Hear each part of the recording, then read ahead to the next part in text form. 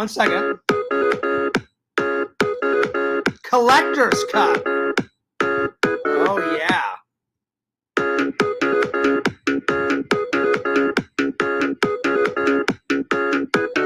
Look at the Flash. And then Batman. And then Supergirl. Pretty awesome.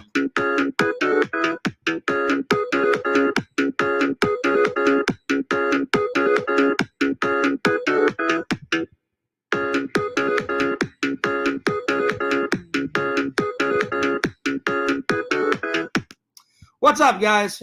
Fears. Audience, fears. What is going on? I hope you guys are doing well. I hope you guys are doing great. I hope you guys are doing fantastic. Fears just got back about 10 minutes ago from the movie theater. Oh my gosh, so much to talk about. I'm gonna review The Flash, and I hope you guys enjoy this review. I'm gonna get LC in here. I haven't had LC in quite a long time. There we are. Let me open up the chat here. There we go. Let me just set everything up. Yep. There we go. All right. Okay, awesome. Awesome. Anyway, I hope you guys are doing good. Hope you guys are doing great. Hope you guys are doing fantastic. There we go. Let's see here. There we go. Yep.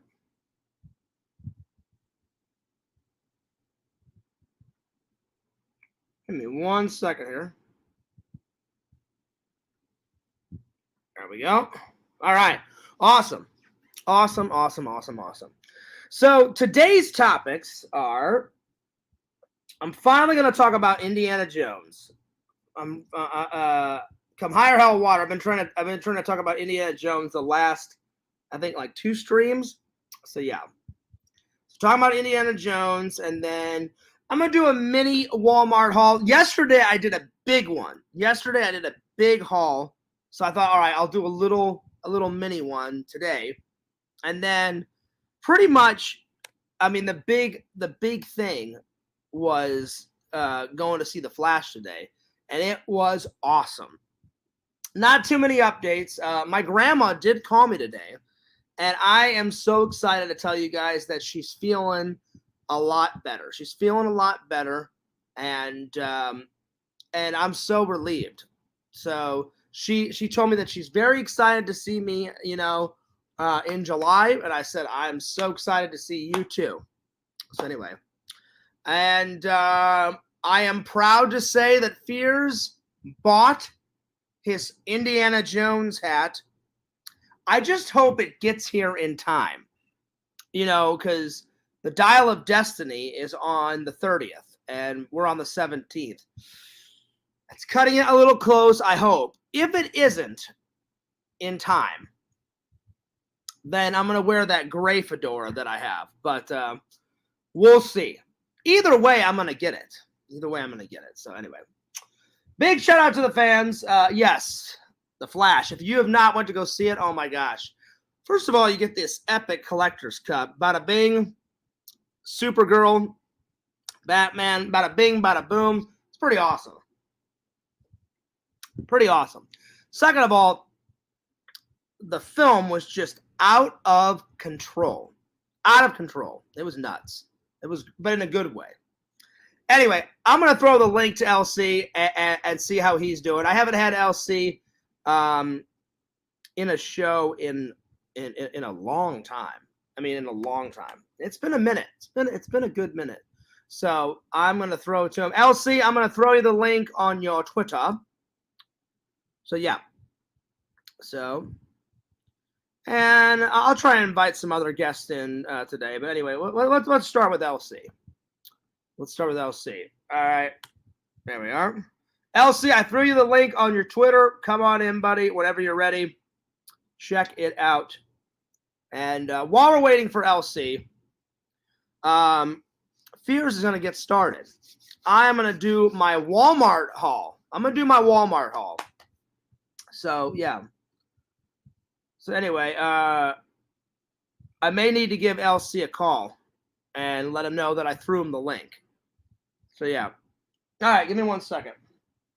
I'm going to give him a call, let him know that I threw him the link. There we go. There we are. By the way, I appreciate somebody liking the stream. So far, we got 1 like on the stream. Let me make sure LC knows that I'm streaming. Oh, I got a second like on the stream. I appreciate that. Thank you so much. All right, there we are. Yo, Richie, what's up? How you been, buddy? Good to see you. Good to see you. All right, I'm calling LC now. Let him know. And there we go.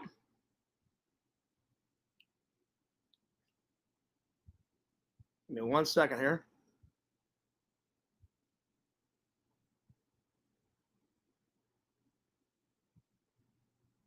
Oh, I don't know what's going on. It is raining outside, so it could be the disturbance. Richie said he's doing good. How are you? I'm doing really good. I'm doing really good, buddy. I'm doing really good.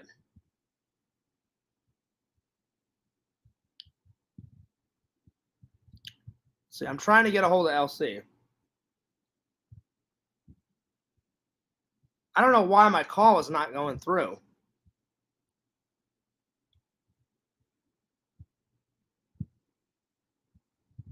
Richie said that he just finished a stream. Oh, nice. Nice. Nice, buddy. Nice. Nice. Give me 1 sec. I don't know what the hell is going on. I don't know why my call will not go through.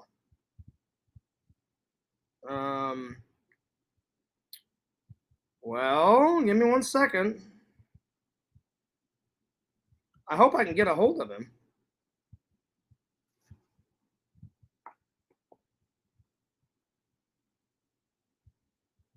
I'm trying to get a hold of LC. Oh, there we go. It just took a minute.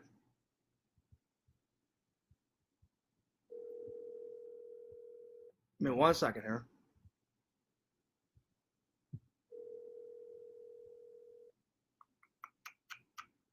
Oh, come on. Pick up the phone. Hilarious. I get through and then he doesn't pick up.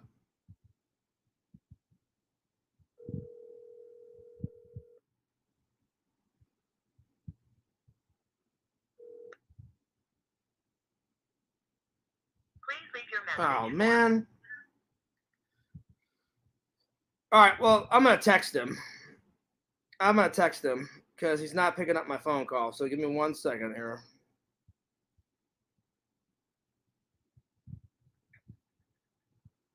Yo, I dropped you the link. It's on your Twitter. All right. All right. I sent LC a text message saying, hey, I dropped him the link on Twitter. So hopefully he'll show up. And you know what? I probably should just go to the Discord right now and I'll message him real quick and let him know that I sent him the link. So yeah. Because he's on the Discord a lot more than I am. So give me 1 second here.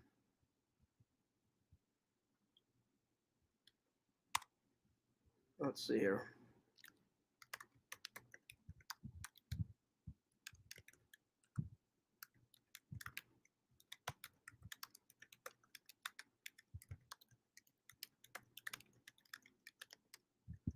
There we go.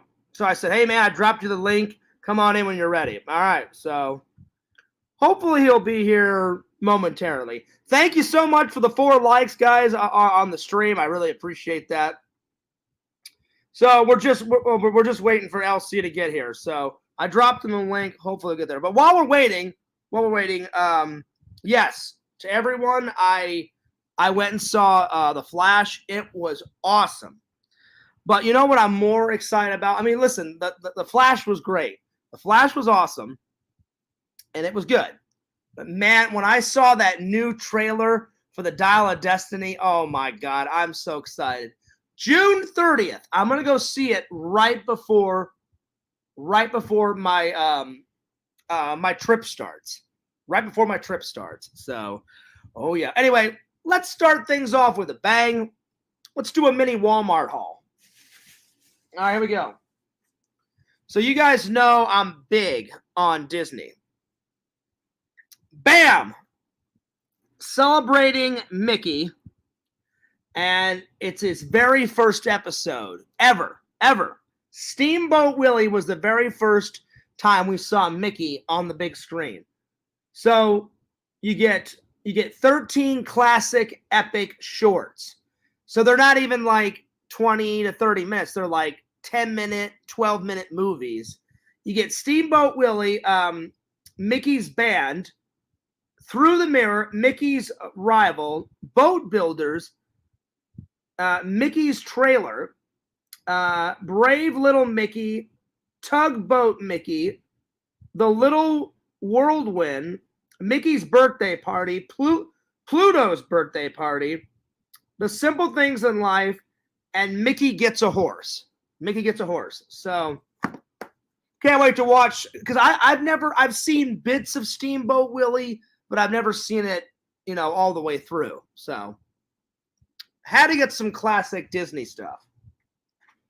All right, so with my vacation coming up, I thought it was only proper that since Fears has bought some new clothes for the trip, which, by the way, I got my new shirt on. Oh yeah, I thought I would get some new kicks. That's right. Look at these bad boys. I got some new kicks, and they're Airwalk. They're Airwalk. So yeah, they look pretty sweet.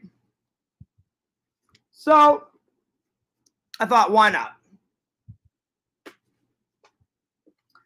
And then for all you youngsters out there, if you've never heard of MTV, MTV was this thing back in the 80s and 90s that actually played music. And not only music, it played music on a music video. So Fears found this t-shirt also for the trip. Oh, MTV. Yeah, baby. Yo, Rebecca, how's it going? It's been a while. I haven't seen you in the chat in a minute. How are you doing, Mrs. Visions? Shh. Anyway.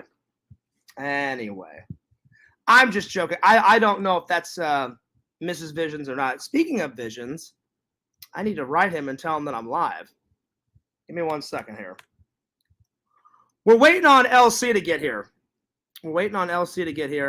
I called him on the way home from the movie theater and told him that I was going live. And he said, but he's not picking up my phone calls. I don't know where the hell he is. So I really hope he gets here. So I'm going to write, yo, Visions, I am streaming right now. So come and hang out. Okay.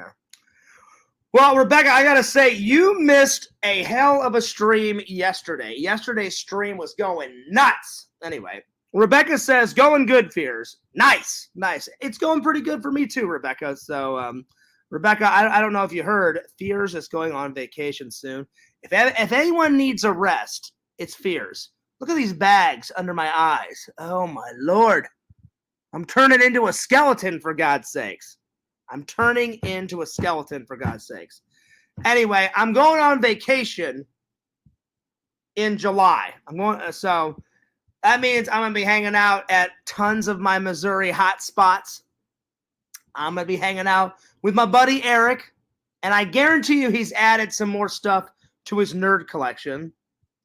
I'm going to be celebrating the 4th of July with my mommy, Helen Fears. So, yeah, good old mom.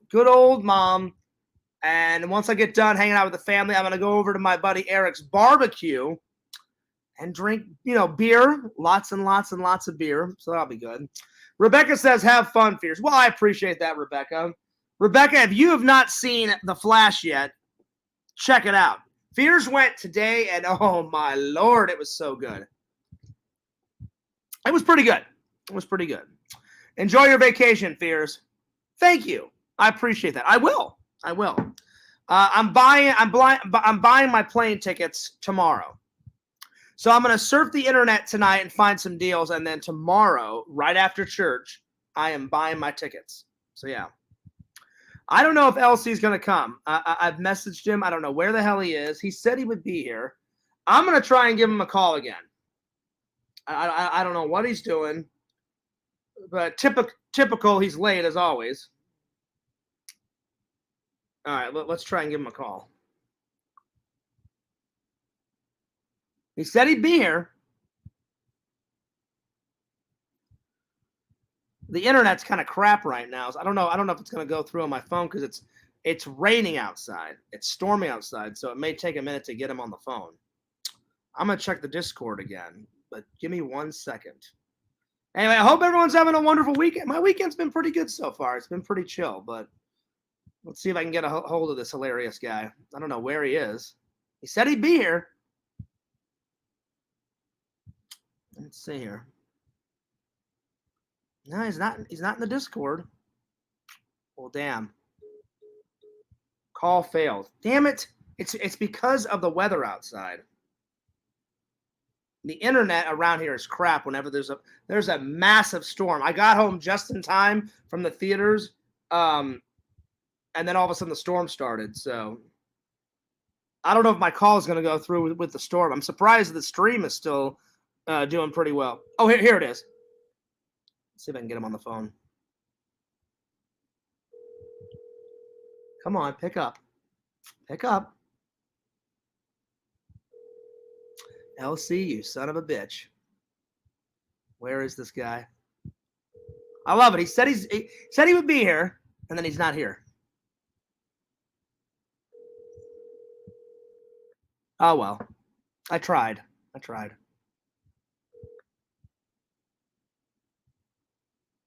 leave your message. I'm going to go nuts on his answering machine. Yo! LC, what in the hell are you doing? Where are you? I drop you the link, and then you're not here. No linkage, no LC. No LC, no linkage. What is going on, man? What is going on, dude? Give me a call back. I've tried to call you twice now. I put a little message in the Discord, so check the Discord. The link is on your Twitter, buddy. Because the fans are dying to see you. I'm dying to see you. I haven't had you in a show in a while, so give Fears a call back, and hopefully you can come on. All right, later, buddy. Well, I'm going to continue on with the show, guys. Hopefully LC will get here. If he doesn't, he is a father. He is a family guy. Maybe something come up. I did call him on the way home from the theater. So, yeah. Oh, yeah, Rebecca. The weather is well, this morning it was kind of rainy, and then all through the day it was nice and sunshine. And then the minute I got out of the theater, I saw the 3 o'clock show. So, but by the time my movie started at 3:20, and when I left the theater, it was 6 o'clock. So, but I didn't get home until like 10, 15 minutes ago because I stopped off somewhere and got some dinner. So, yeah. Anyway, big shout out to the fans. Hope you're doing well. Hope you're doing great. Hope you're doing fantastic. I hope LC shows up, but if not, I'll try and have him on the next show. I hope everything's okay. Anyway, good to see everybody. Big shout out to Richie. Big shout out to Rebecca. Big shout out to all the fans. So there it is. Yeah, Rebecca, you haven't been here in a while, so I'm going to go on vacation soon. Very soon. So, yeah. So, I'm going to surf the internet tonight and either buy my tickets tonight or tomorrow. Most likely I'm going to find them tonight, confirm it tomorrow after church. Because I haven't been to church in a while. And then I have to go to church tomorrow because I know next weekend I will not be able to go to church because me and Sam just wants a cool, chill hangout. We're going to go get some dinner.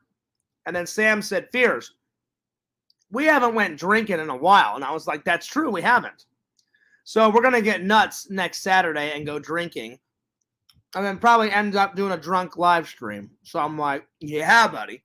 And usually when I get drunk, I'm worthless the next day. So I know next Sunday I will not be able to go. So yeah. Hey, Triple, what's up? He says, fears, audience, fears. Hope you're doing well. Hope you're doing great. Hope you're doing fantastic. Well, Triple, I'm glad that you're doing well. I'm glad that you're doing great, and I'm glad you're doing fantastic, buddy. I'm having a hell of a good weekend, and I hope you guys are having a good weekend, too. Also, Rebecca, I'm trying to catch you up here before I start all the topics. Well, I've already done one topic. I did the Walmart haul. And for people just getting here, I'll show you again. For the trip coming up, I got some new shoes. Yeah, I thought these looked pretty cool. They are Airwalks. And Fears has the tiniest feet ever. Only size 9, but that's okay. That's all right. My feet may be small, but Fears is, well, you know. I haven't had any complaints from the ladies, so shh. Let's just say Fears' ding-dong is quite large. Again, I haven't had any complaints from the ladies, so thank you, ladies. There we are. Rebecca says, cool shoes, Fears. Right on. And then my inner child comes out. Anything Disney. So I got some Disney. They're Disney 13 classic Disney shorts. So they're not even like an hour. They're like 10 to 12 minute videos because I've never seen Steamboat Willie. Steamboat Willie is the very first on-screen performance of Mickey Mouse. So, but I've only seen bits and pieces of it. I've never seen it all the way through. Now I'm going to finally sit down and watch Steamboat Willie. I think it was made, there he is. I think it was made 1925-ish. I should know this because in college and in high school I did a report on Mr. Walt Disney. And I honestly can't remember. It was in the 20s, though, that he created Mickey. 20s or 30s. So you get 13 classic shorts. So there we are. And then for all you youngsters out there, there was this thing in the 80s and 90s called MTV. And if you don't know what MTV is, shame on all of you. MTV, you actually had to watch the TV, and it was music in a music video. It wasn't all this iPods and iPhones and AirPods and all that other bullshit that you youngsters use these days. Hey, let me sit on my computer and download 2 million songs. Yeah, fuck all that noise. You actually had to sit and watch the television. And so for the trip, Fears found this gem.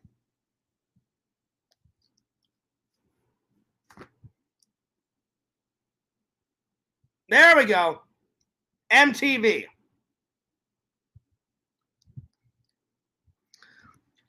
There we go. Oh, wow. That is quite the thing to say, Triple. Triple says, you know what, Fears? Fuck the Flash. How was Sequest? How dare you? Buddy, look, I know we're buddies. We're pals. How can you deny? How can you deny the Flash? And Batman. And I don't know what the fuck her acting name is, but oh my God, the girl that they got to play Supergirl, she is smoking hot. I mean, super hot, because she is Supergirl. Notice that little pun that I just did? Supergirl, super hot. How dare you, Triple? She was pretty flowing hot. I mean, I just kept staring. She had striking, amazing eyes. And then, well, you know what I mean. She was quite beautiful. Anyway, Triple said something about Sequest. Well, Triple, if you just look over here, Sequest is right there. It's right there, buddy.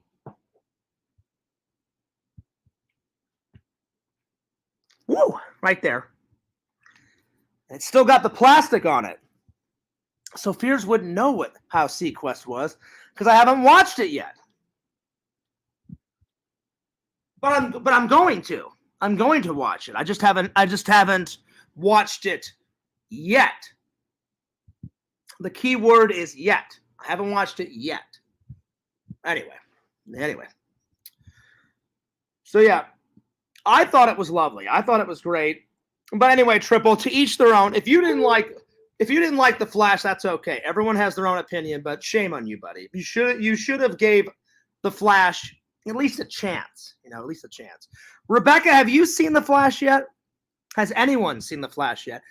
I have, and I thoroughly enjoyed it. And you get actually quite a few superheroes in it. You get Supergirl, you get Batman, you get Superman, you get the Flash, 2 versions of the Flash. Then you have every variation of Batman in there, except for the racist 1940s Batman. And we all know why they didn't put the racist 1940s Batman in there, because he was racist. And in those old 1940s serials, that's right. You hear Batman call a black guy the N-word, and then Batman calls a Mexican guy the other bad word. So yeah. And then there's Wonder Woman in there. So you get a lot of superheroes in it. So yeah. Rebecca says I haven't seen it yet, Fears. Well, that's okay. You still got time. I'm curious if Michael Ironside gets any limbs ripped off because he's famous for that in movies. That's very true. It's very, very true, buddy. You'll have to go and watch it. You'll have to go and watch and see it. I enjoyed it. So, anyway.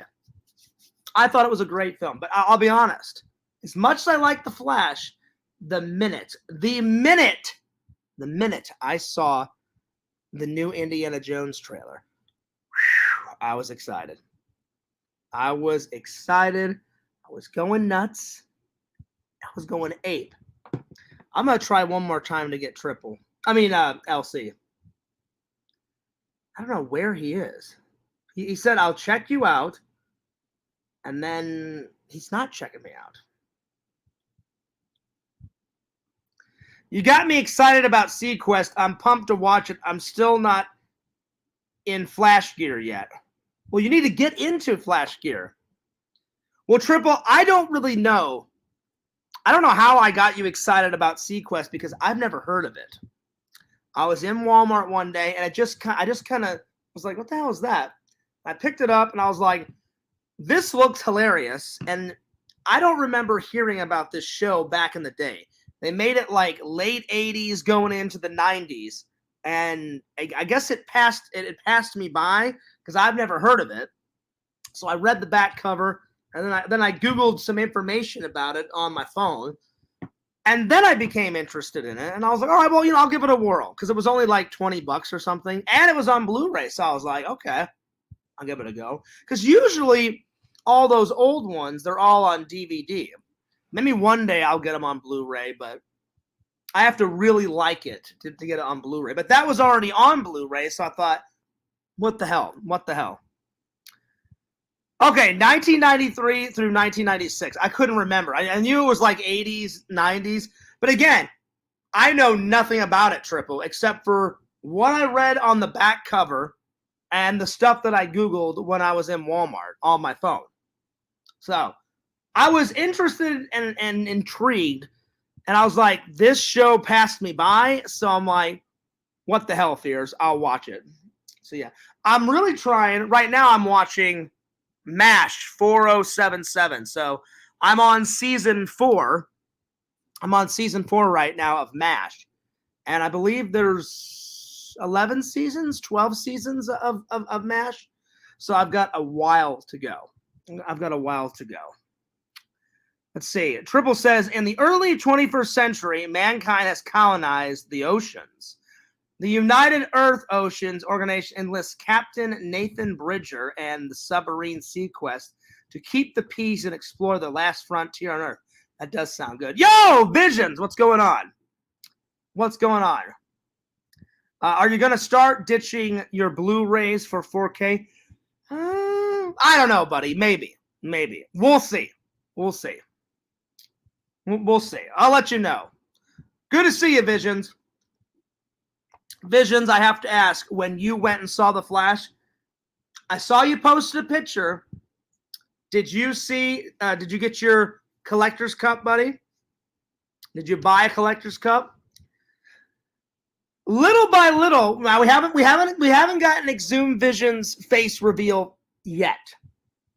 So far, I've only seen his hands, his body, his feet, because you posted that picture last night of you going to see the movie, and you were all in black. I saw black pants, I saw black shoes, and I was like, are we gonna get a face reveal? Not yet. Next year, though. Next year, well, at least Fears is getting a face reveal. Visions, if I come all the way, you have to make at least a cameo in the vlog. Because I know Visions is more, he's kind of more behind the scenes, guys. I will get Visions in the vlog next year. If I'm coming all that way, he's got to get some cameos in the vlog. So there we are. There we are. Easy Becky Girl. Okay. Oh, shit. Yo, Visions Robertson. That was pretty good. That made me laugh. I look like Edward Furlong in that picture with Ron Jeremy. Edward Furlong. I don't know who that is, but let's Google it. Let's Google Edward Furlong. Well, you said Ron Jeremy. So what, is Edward Furlong a porn star? Okay, well, let's find out. And you know the funny thing is, Visions, I've met Ron Jeremy at my buddy Dave's contamination convention. And the whole time I met him, he was talking about pussy jokes and dick jokes. And he even asked me, Ron Jeremy, I can confirm this. I didn't get it on camera, but he said, Fears, how big's your penis? And I was like, why is a dude wanting to know the length of my penis? And I was like, oh, how old was I? I don't know. Let's see, I'm 39 now. 39 now. I think I was like 25, 26. And all he was doing, nicest guy in the world, though. He was the nicest guy in the world. He just kept making a lot of pussy jokes. Excuse my language. I only say it for historical accuracy. And he was doing a lot of dick jokes, weed jokes, and pussy jokes. And I was laughing my ass off. Visions. Yeah, he seems really annoying. He wasn't annoying to me. The jokes were getting annoying. But whenever he wasn't joking, Visions, he was actually a really nice guy. Like he asked, and this, I think I met him like right when film school was done. So like I finished film school in 2010. So I think I met him around when I created my vlog channel, around 2013, 2014. So I think I met him like 2014. And I called my buddy Dave and was like, hey, Dave, I'm like, and I believe it was the second contamination. Oh, no. It was the third contamination. Because unfortunately, I missed the first contamination. There was 6 contamination conventions. And I became Jeff's friend on the second convention. And I remember him saying, oh, Fears, like, we're friends now, but you missed a hell of a convention. And I was like, well, it's not that I wanted to miss it. I just didn't know about your convention until now, buddy. And he's like, oh, but Fears, the first convention was fucking epic. I've heard Dave tell me stories about the first contamination convention, but unfortunately I missed it. So I met him on the third contamination convention. And again, Visions, to me, he wasn't annoying, but the endless weed, dick, and pussy jokes were getting a little annoying. And then what really kind of, put me back, he was like, look, Fears, he goes, I'm in the porn industry. And I was like, yeah, I know. I've heard your name before, buddy. And then he's like, well, how big's your dick? And I'm like, I was like, why? Why do you want to know? And then he was like, well, Fears. He goes, in the porn industry, he goes, it's all about the size of your dick. And I'm like, yeah. I'm like, that's probably a key factor, buddy. I'm like, you are, fucking a lot of chicks. And he's like, yeah, right, yeah. So he's like, so how big's your dick? And I was like, I said, Ron, I'm not really that comfortable telling a man my dick size. And he's like, why? I was like, it's just a little weird. I'm like, nothing against you though. He's like, well, Fears. He goes, I mean, I can hook you up with a lot of shit. And he's going on and fucking going nuts and shit. And I'm just like, I just really don't want to tell you. I'm like, I don't really want to tell you the size of my dick, But I said it as nice as I could. Thank God he got the hint, and he was like, all right, yeah, no worries, fair enough. And then Dave did something really cool that I haven't seen a lot of people do at conventions. Dave did these like celebrity interviews. I'm sorry. He did celebrity interviews, and then that's what I got the idea for doing celebrity interviews. You don't really see that a lot at conventions. Sometimes you see it at conventions, but not always. And then he also did something cool, Visions. He did celebrity dinners. So whenever you bought your ticket, there was an option on his website. If you scrolled all the way down, it would say for an extra $25, click yes if you want to join the celebrity dinner. Click no. So the second year I didn't do it. It was just too much money. But the third year I had gotten a better job and I made some more money. I was like, fuck it, I'll go to the celebrity dinner. And then every year I started going to the celebrity dinner because then you can sit with the celebrities, and I was filming and vlogging by then and all that. And that's when I got tons of footage. It's somewhere. If you go way back on Fears Vlogs and Fears Man 26, he's sitting at the table and he's like, I got a big dick. I got a big dick. And he's singing, and I got a big dick, and he's going nuts at the table. And I am just, oh God, Visions. I was like this. I was just filming away. And I was like, this is genius. I'm like, this is fucking genius. And then I brought my friend with me. She's sitting right next to me. And I kind of panned the camera over to her, and she's laughing her ass off. It was pretty funny. Anyway. Usually when I walk into a room, I say, yep, it's true. Then pull out my hog just to get ahead of the gossip. Triple, you are a funny motherfucker. That was great. No, I just didn't feel comfortable. Anyway, I forgot why we were talking about him. Ron Jeremy. I forgot why. Anyway, Triple, I promise I will get to some Sequest when I have some time, buddy. Anyway. Oh yeah, I know why we were talking about Ron Jeremy, because Visions brought his name. All right, so let's Google Edward Furlong, because I've kind of seen what Visions looks like. He sent me this music video, but it was like all in black and white. It looked like he had a mask on. Then one time, Visions sent me a picture of him in his garage, and he had long hair on for Halloween, and he had black and white makeup on. So I've kind of made out Visions' face, but I can't wait to see the real deal next year. So, all right, so here we go. Edward Furlong. I've never even heard of this guy, so let's see what he looks. Oh wait, I know what Edward Furlong. Oh yeah, that's the guy out of fucking Terminator. Okay, yeah, it took me a minute. I'm bad at names, Visions. Yeah, as soon as it popped up, yeah, he was in one of the Crow movies. I think he was in Crow 3 or 4, and then he was in Terminator. Then he did with Arnold. He did the Terminator: The Ride. So if you've ever ridden that they finally took it out. They took it out at Disney World, and I was so pissed. It's like, I think it was called like Terminator Back in Time or something, where it was an interactive show.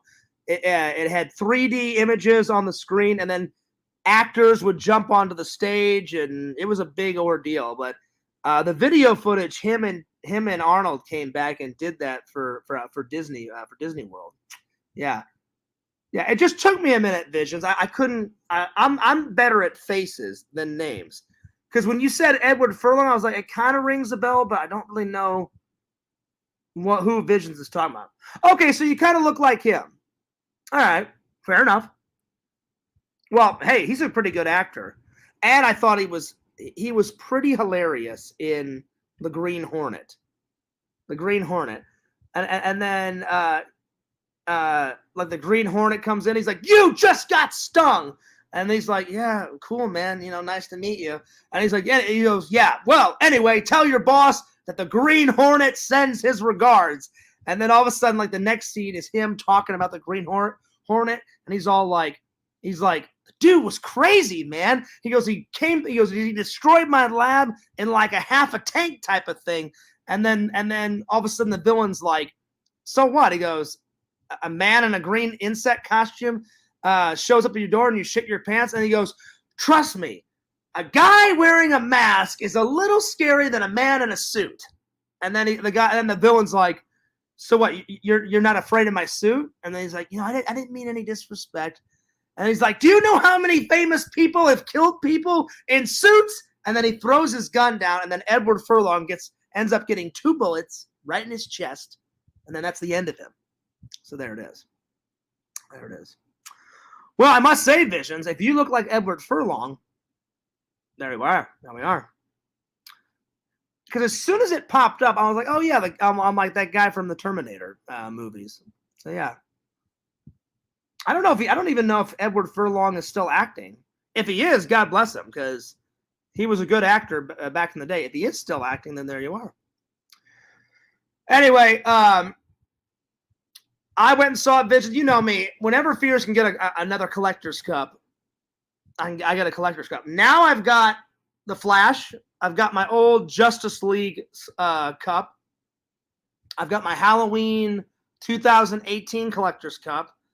I've got Shazam, the second Shazam collector's cup.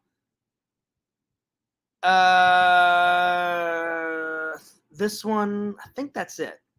Let me have a look. Let me grab them real quick.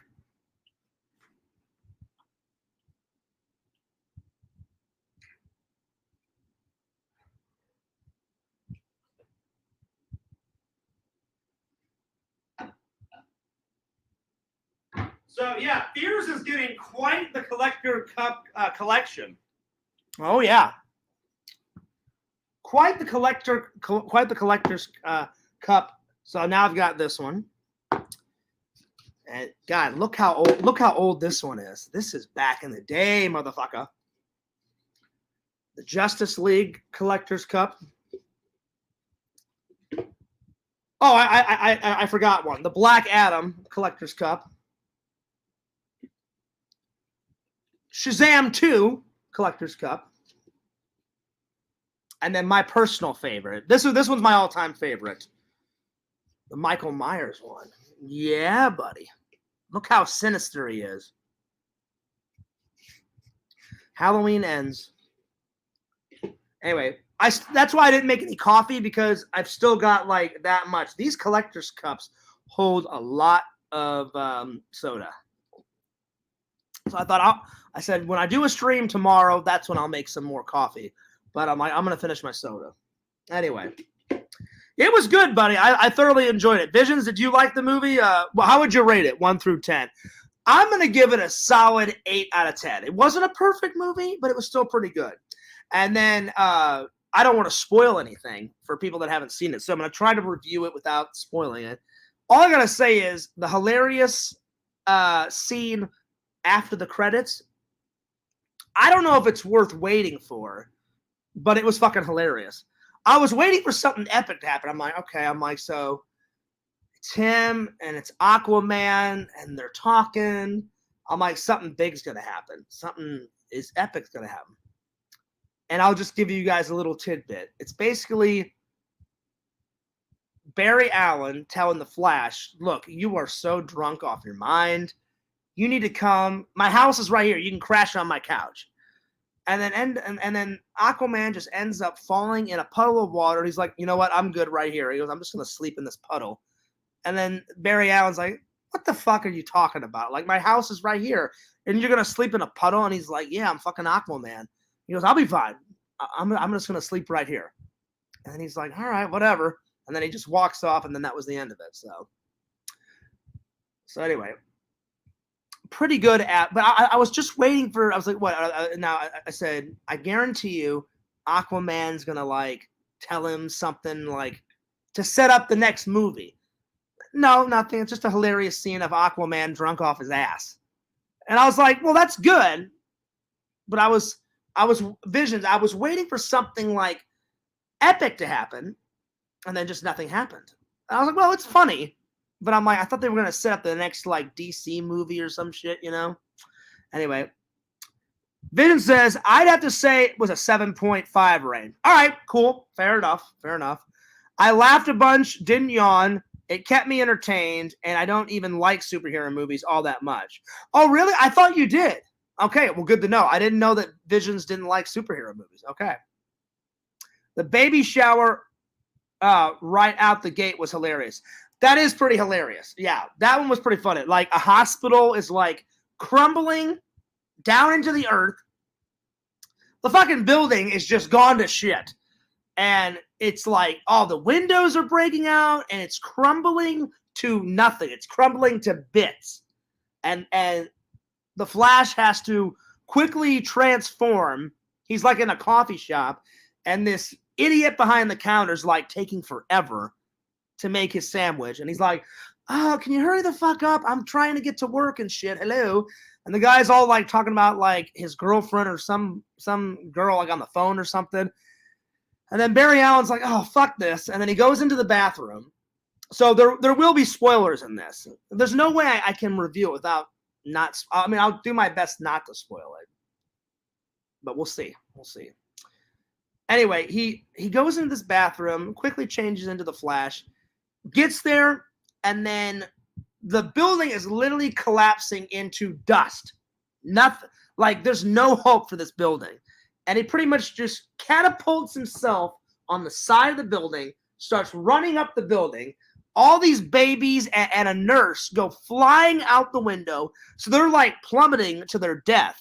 He slows down time.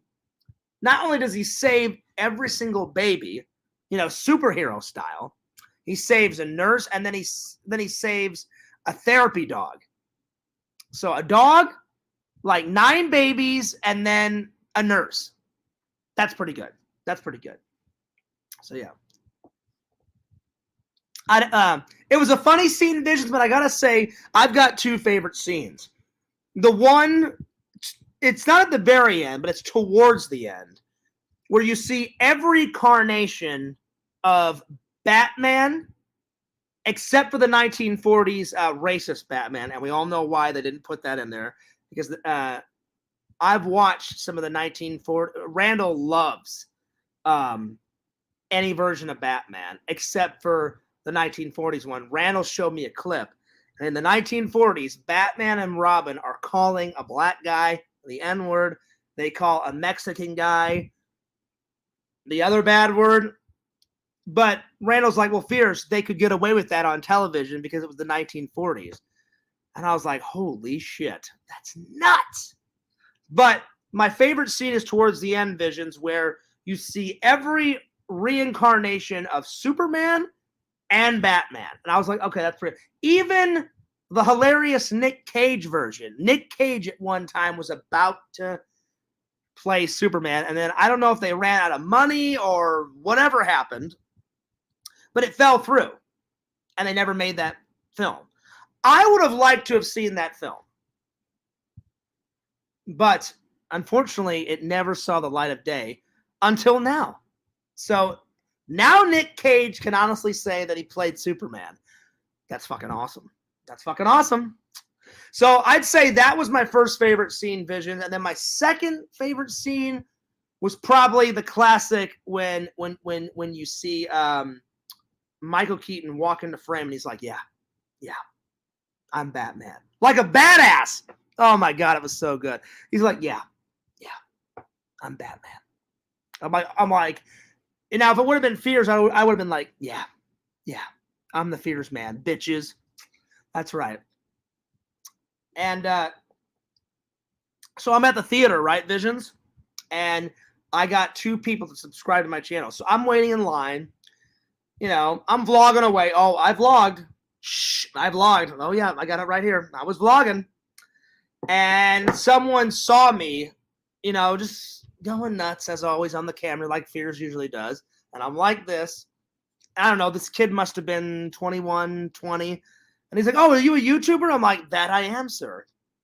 He's like, hey, what's your channel? I'll subscribe. I'm like, subscribe, Fears Vlogs, Fears Man 26. And he's like, well, what's the difference? I said, well, the main channel And I went through my usual spiel that I always do.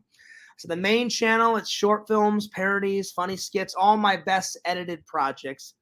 And then I said, Fears Vlogs is my podcast / vlogging life.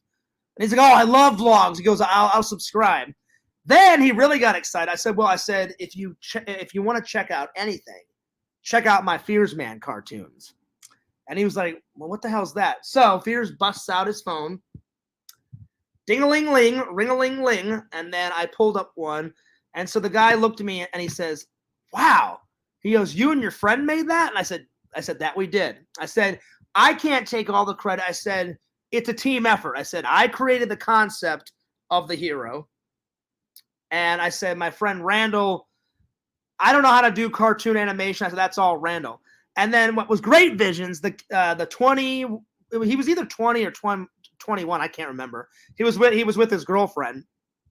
And he looks right at me and he goes, so honestly, you can say that you're a superhero. And then I looked at him and said, you're right. The Fears Man is a superhero.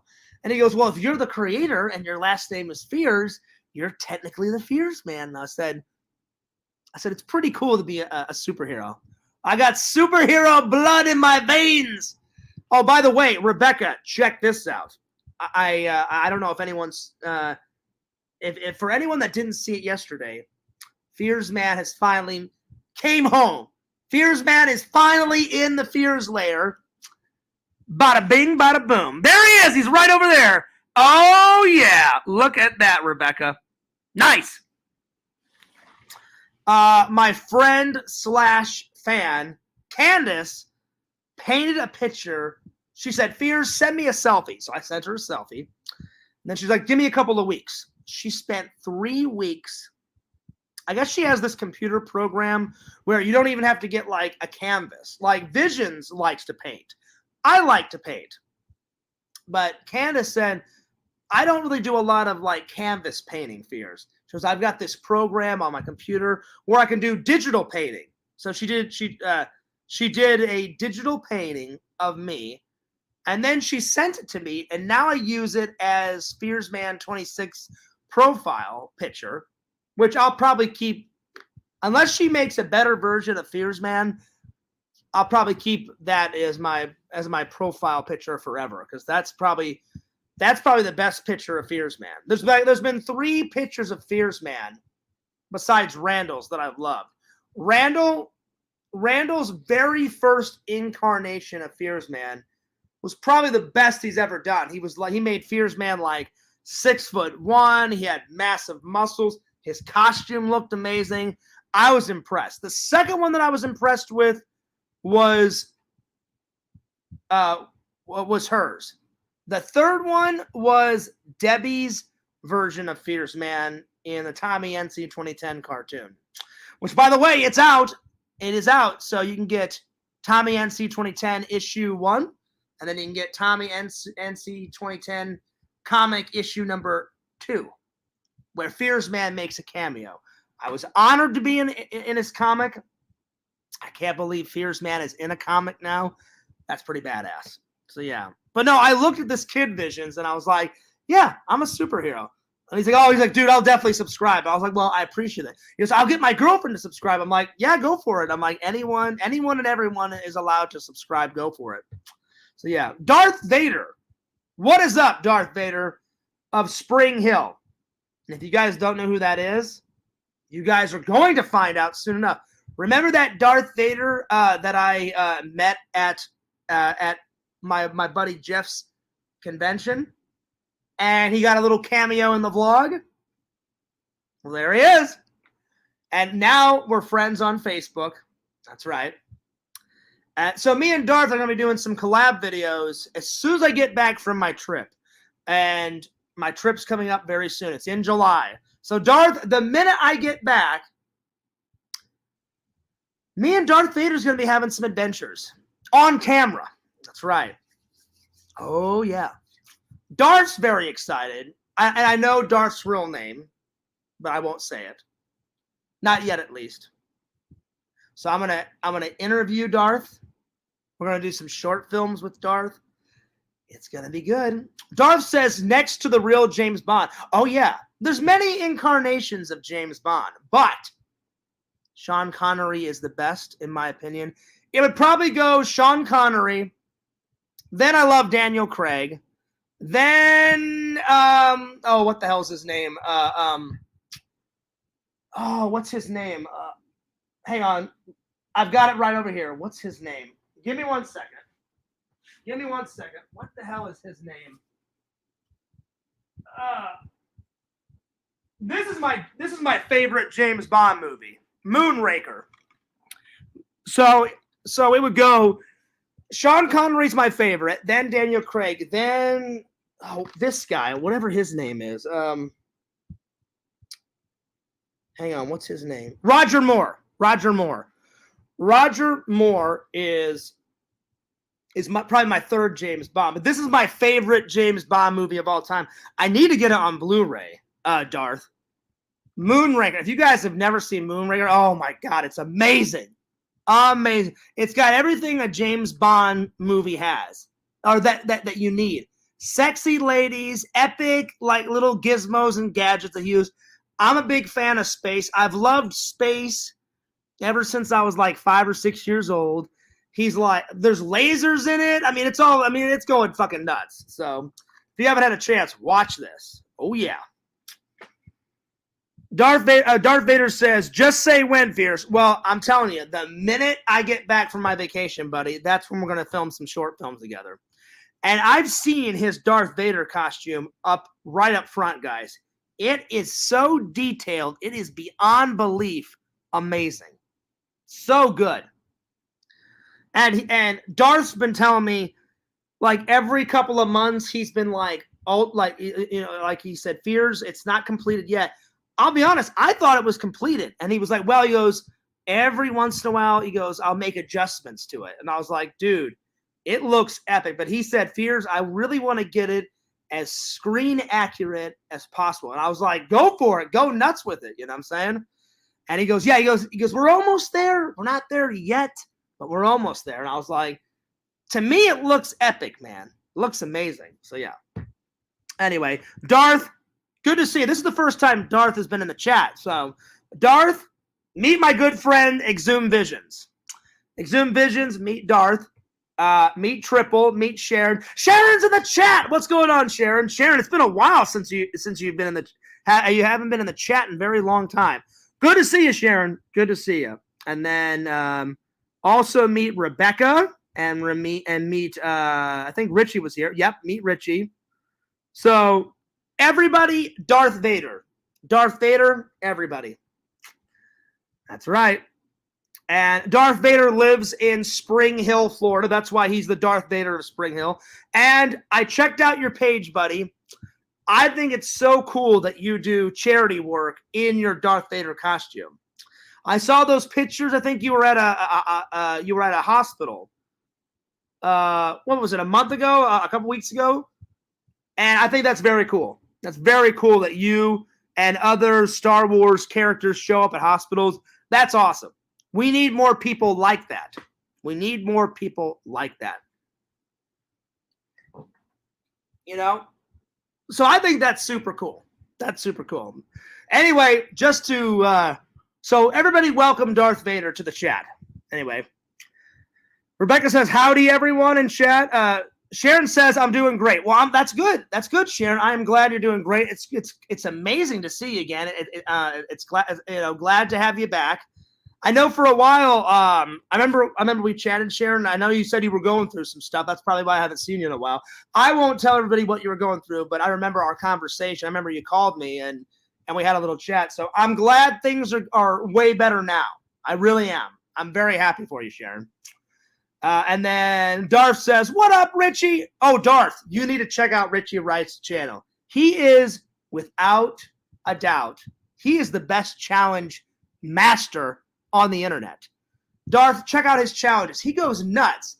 You want him to get 5 seconds of air, he'll do it. And what I mean by that is he made this like makeshift ramp, and then he's coming along on his BMX bike, flying at like 20, 25 miles an hour, and then he goes, nunk! 5 seconds of air, and then right into the lake. Amazing. And then he'll do anything that the fans ask it. Like one of his fans, hey, Richie, chuck a bottle of barbecue sauce in the shower. He gets in the shower and just downs a barbecue.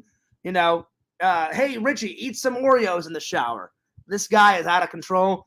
Darth, you got to check out his channel. Check him out. So, yeah. Anyway, we're talking about The Flash. Fears went and saw it today. I was tickled to death. I gave it a solid 8. Solid 8. Solid 8. Anyway, there he is. Heroes, I dropped you the link. Get on in here. Get on in here, buddy. We've been waiting for you. I dropped you the link. I tried to call you twice. Where the hell have you been? Shame on you for being late. I'm just joking. I don't care. I don't care. Whenever you want to get here is when you get here, buddy. Anyway, me and Hero's going to talk about some The Flash when he gets on in here. Oh, yeah. I liked him. Anyway, Visions, those are my 2 favorite scenes. So my first favorite scene is when you literally, Michael Keaton as Batman, just walks into screen. The camera zooms up on his face. And then he says it, I don't know how to describe it. He says it like in this kind of boring manner. He's like, yeah, I'm Batman. But he sounds boring, but he sounds so fucking cool when he says it. It's like half boring, half cool. He's like, yeah,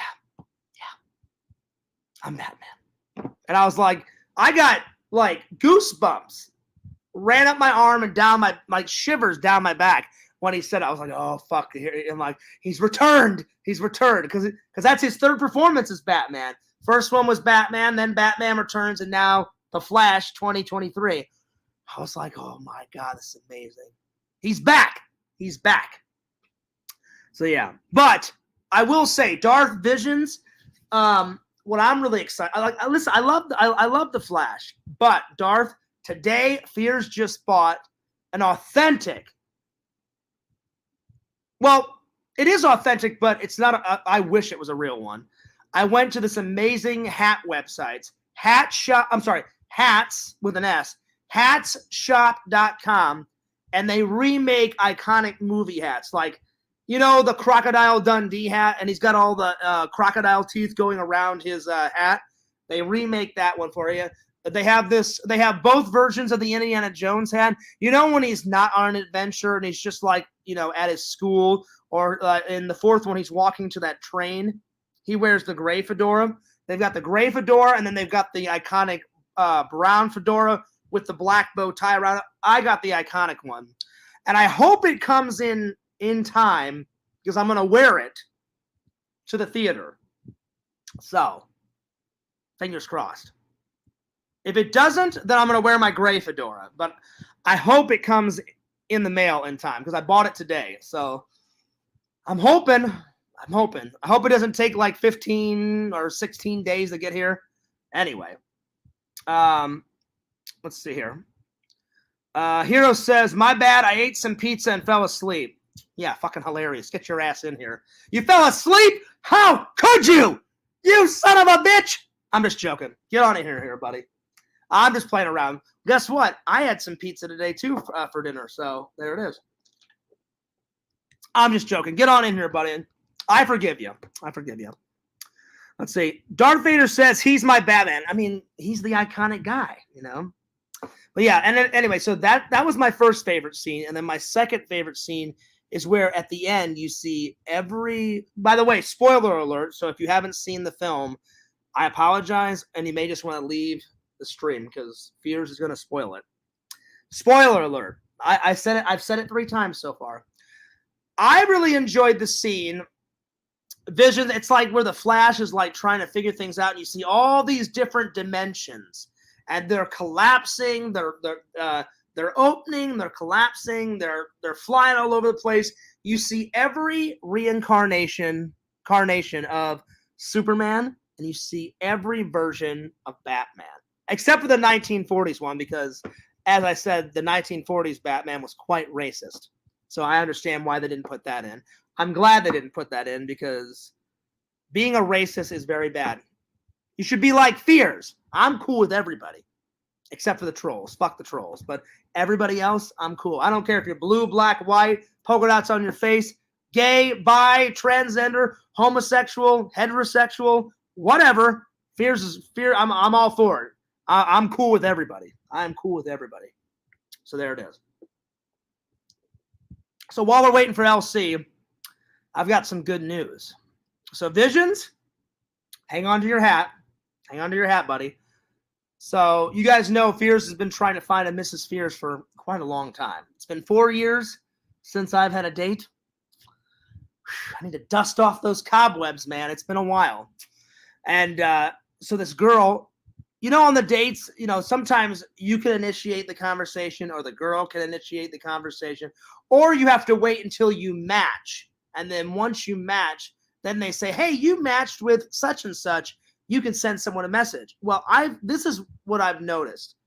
Girls almost never initiate the conversation. Normally it's the men. The men have to initiate. Oh, hi, Karen. Hi, Susan. How are you? I'm John. Hey, I noticed that we matched. Would you like to hang out sometime? Blah, blah, blah. So anyway, I matched with this girl today, and I forgot that I totally liked it because, on those dating apps, if you like the girl, then you swipe left. If you don't like the girl, you swipe right. So I've been swiping a lot to try and meet some girl. And I vaguely remember this girl, and I was like, oh, yeah, I remember her. And I swiped left about a week ago. And then she just matched with me today.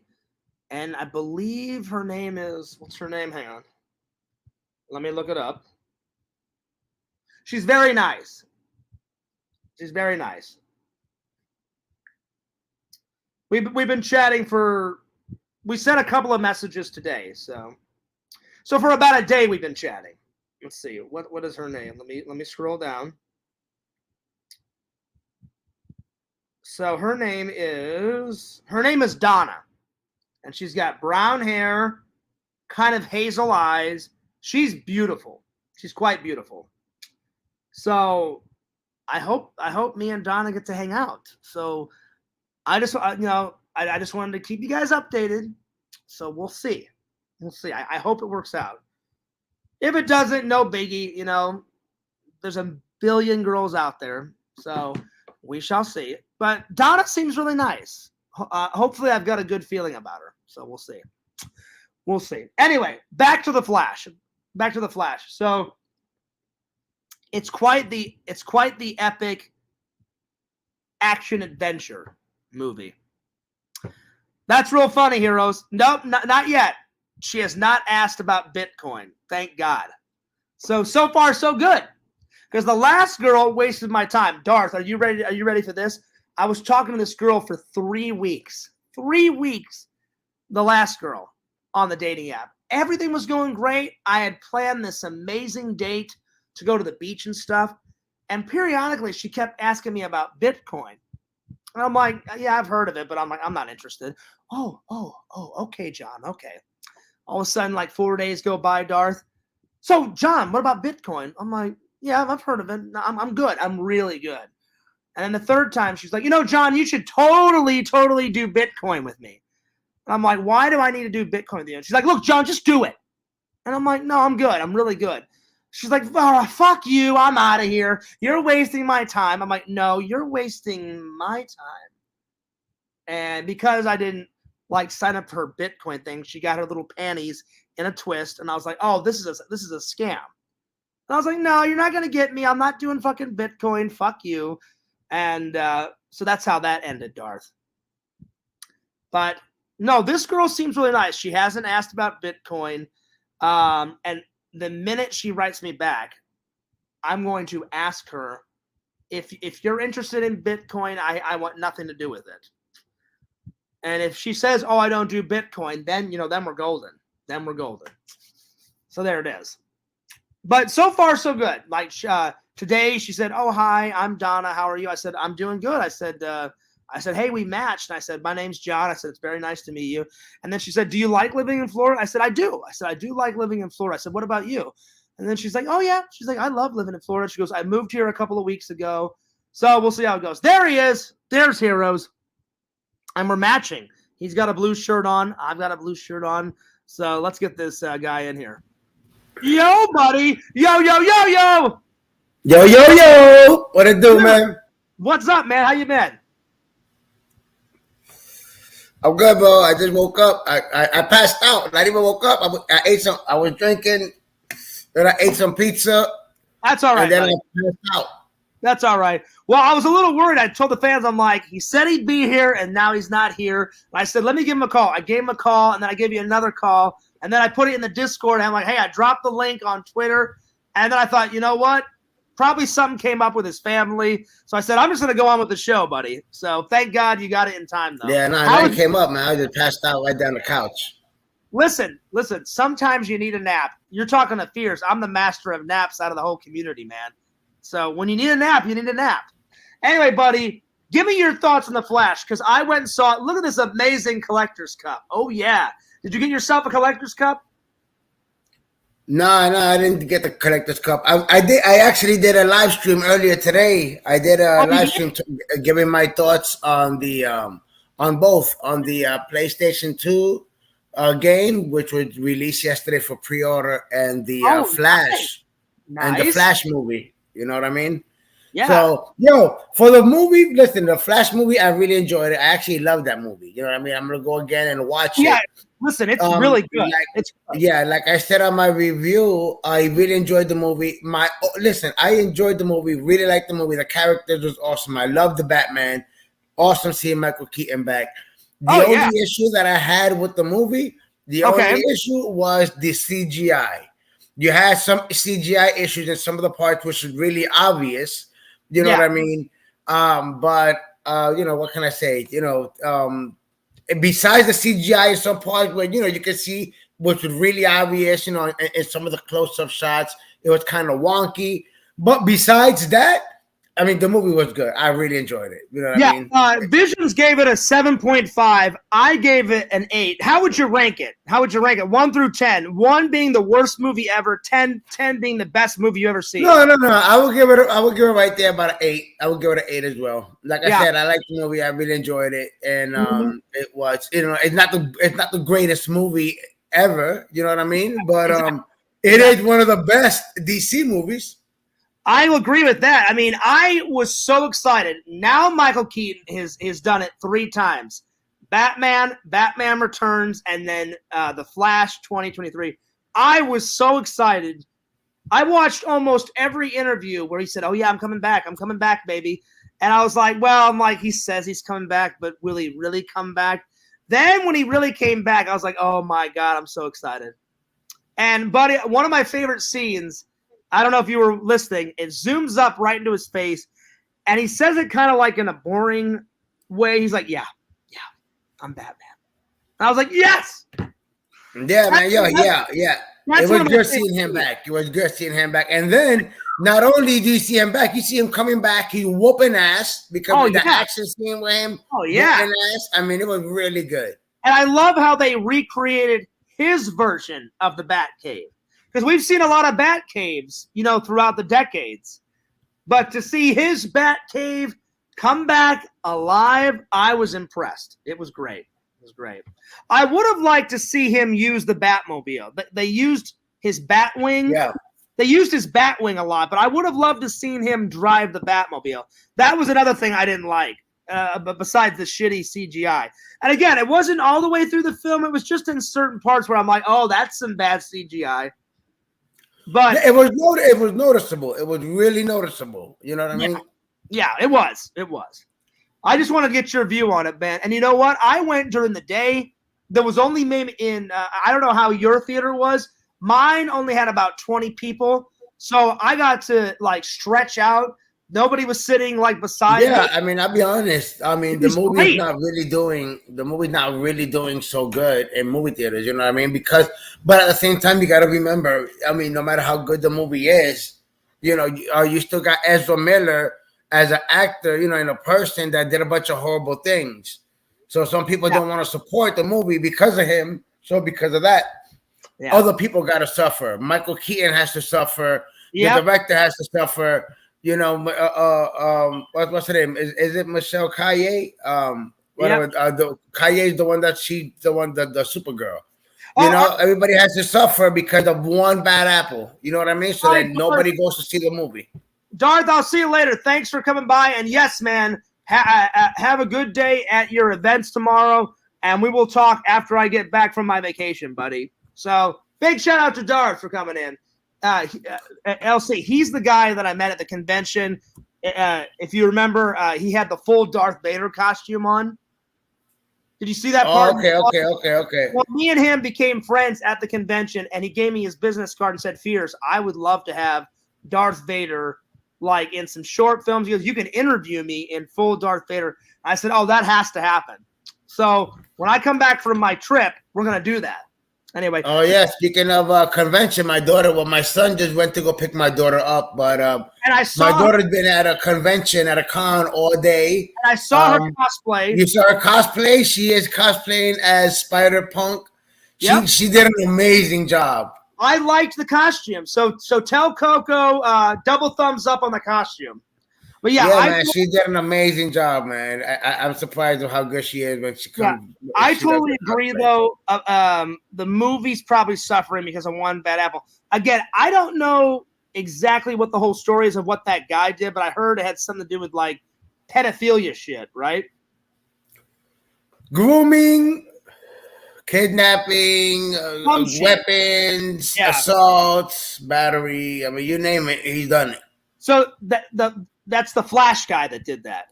Yeah, his real name is Ezra Miller. Okay. Yeah, I don't condone any of that, but I mean the movie's good. But I'm not gonna knock it. He did an amazing job. I mean, he acted his ass off. You know what I mean? You really believe he was two different people. You know what I mean? Yeah. You really believe that. I mean, like I said, it's ugly. All the shit he did, like when you I can separate I can separate the artist from the real person. You know what I mean? So I can go in and say, yeah, this person is horrible, man. That's fucked up what he did. But there's other actors that also did the movie. You know what I mean? I want to go see Michael Keaton's Batman. I want to see Sasha Calle, Supergirl. You know what I'm saying? And by the way, before you came in, I was telling the fans, she is hot. She is super hot. So she's Colombian. Oh, well, listen. She's Colombian the hell out of it. She is hot as hell. She was rocking the acting. Her body was rocking. Supergirl was looking amazing. The Supergirl costume looked amazing. She looked amazing in the costume.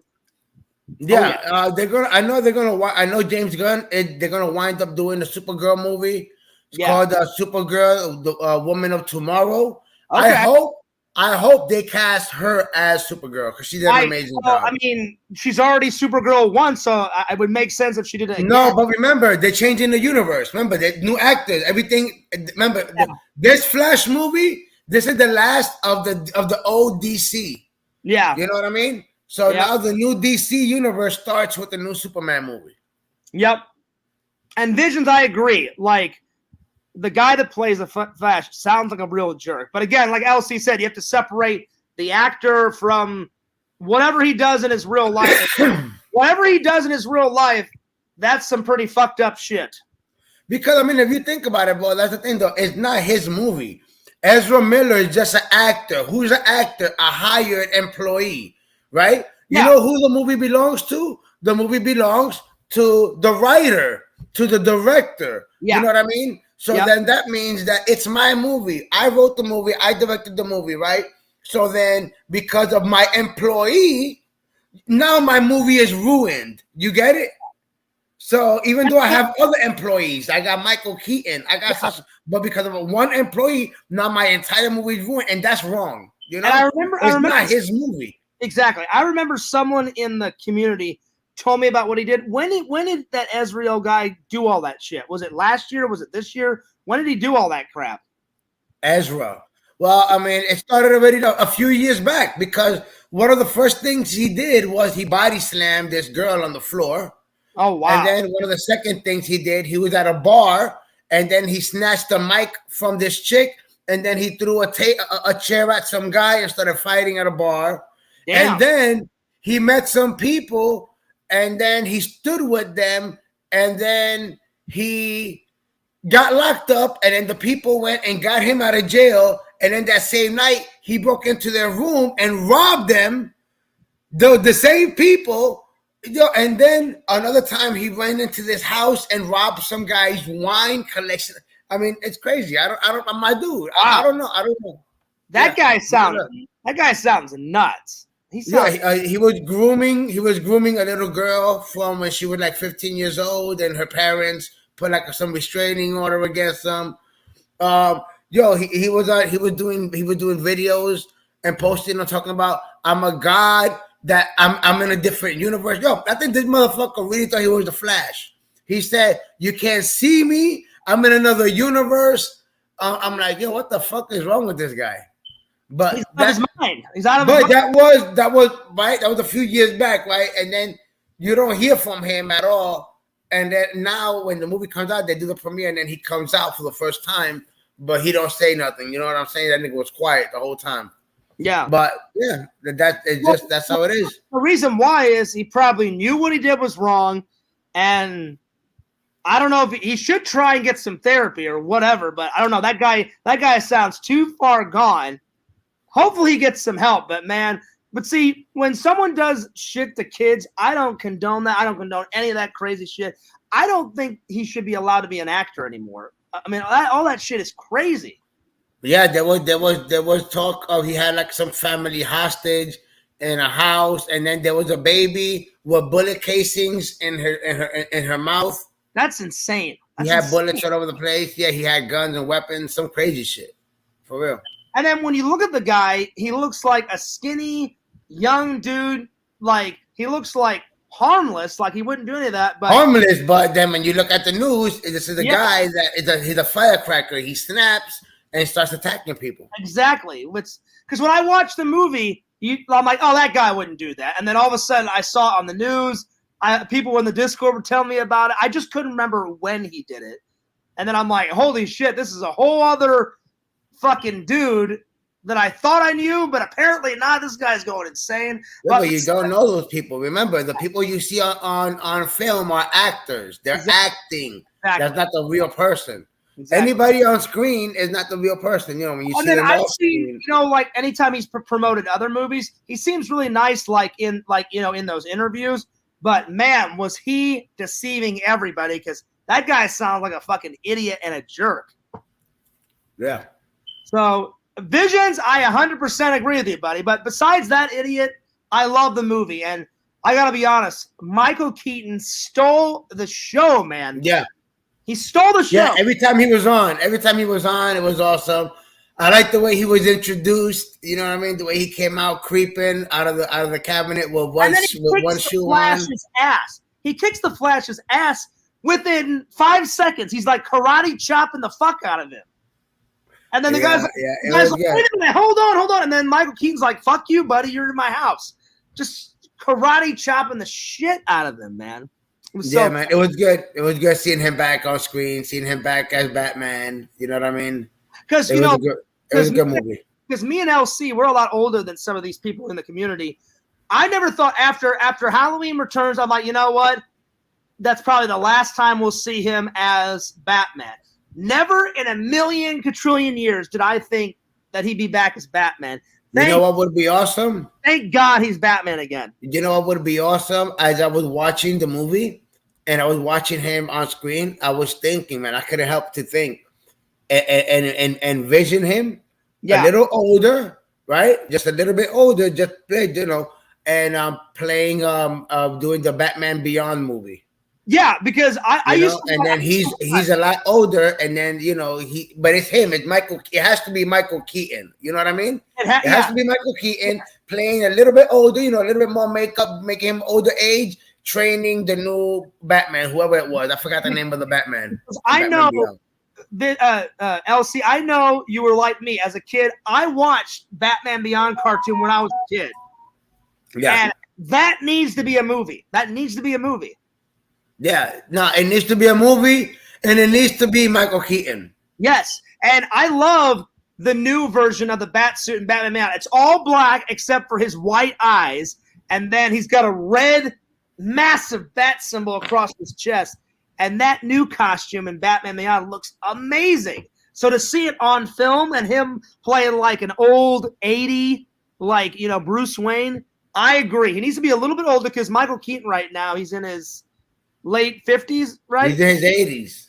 Oh, is he? Oh, I thought he was in his 50s or 60s. I did not know that. I didn't know he was 80. I don't know. Yeah, let me see. I thought he was like late 50s, early 60s. I could be wrong, though. I'll tell you right now. Vision says, I think the dude said he met him before. He's lucky he didn't get robbed. Oh, yeah. Well, the dude worked on a Man of Steel movie. So that's pretty. He's 71. Not bad. Oh, he's 71. Okay. Well, you know what? Yeah. LC's right. I'd say for him to play an old Bruce Wayne, maybe 79, 80 would be a perfect age for him to play an old Bruce Wayne. Yeah, I mean, don't get me wrong. They can make the movie now. All they got to do is just put a little bit of makeup, make him a little older.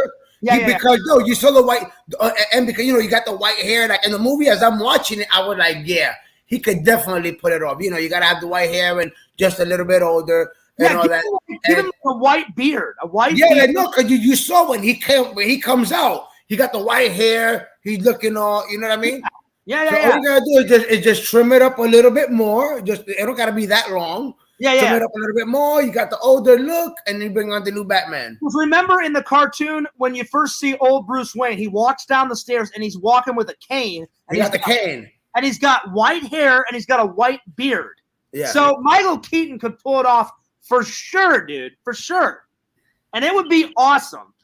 Visions, what do you think? Yay or nay is Michael Keaton in Batman Beyond? I agree. I 100% with my buddy LC here. It needs to happen. Hopefully it will happen.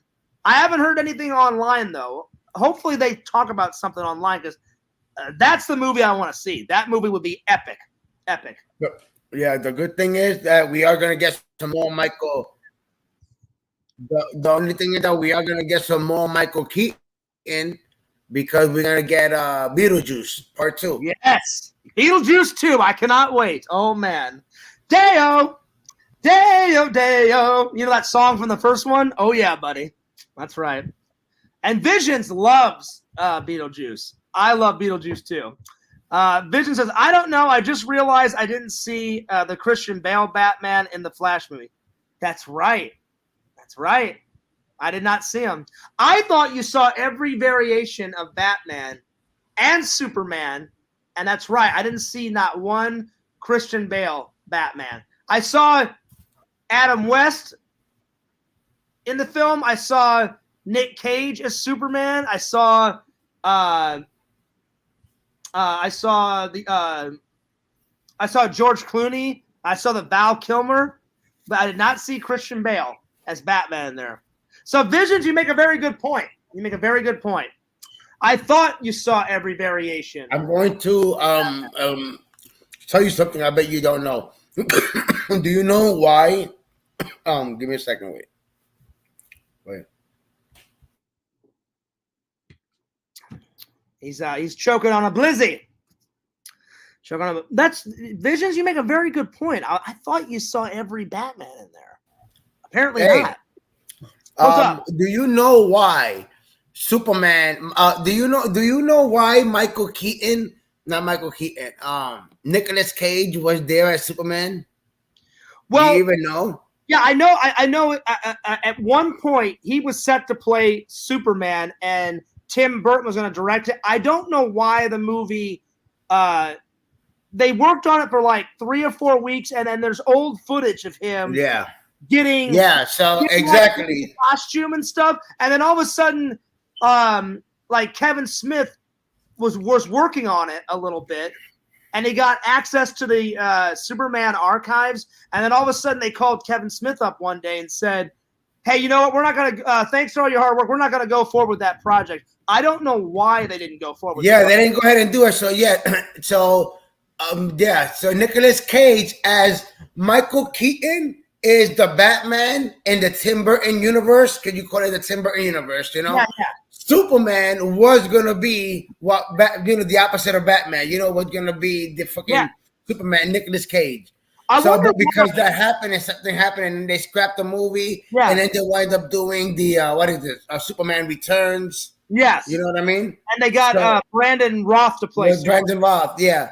So, but yes, that's why when I seen that there, and then you get to see that in the movie Flash, you get that out of everybody that they showed in the universe, Nicolas Cage gets the most time. You see him battling that spider. Yeah, You know, like out of everybody they show, Nicolas Cage gets the most time. And you only see a second of Adam West. Yeah. Like a split second.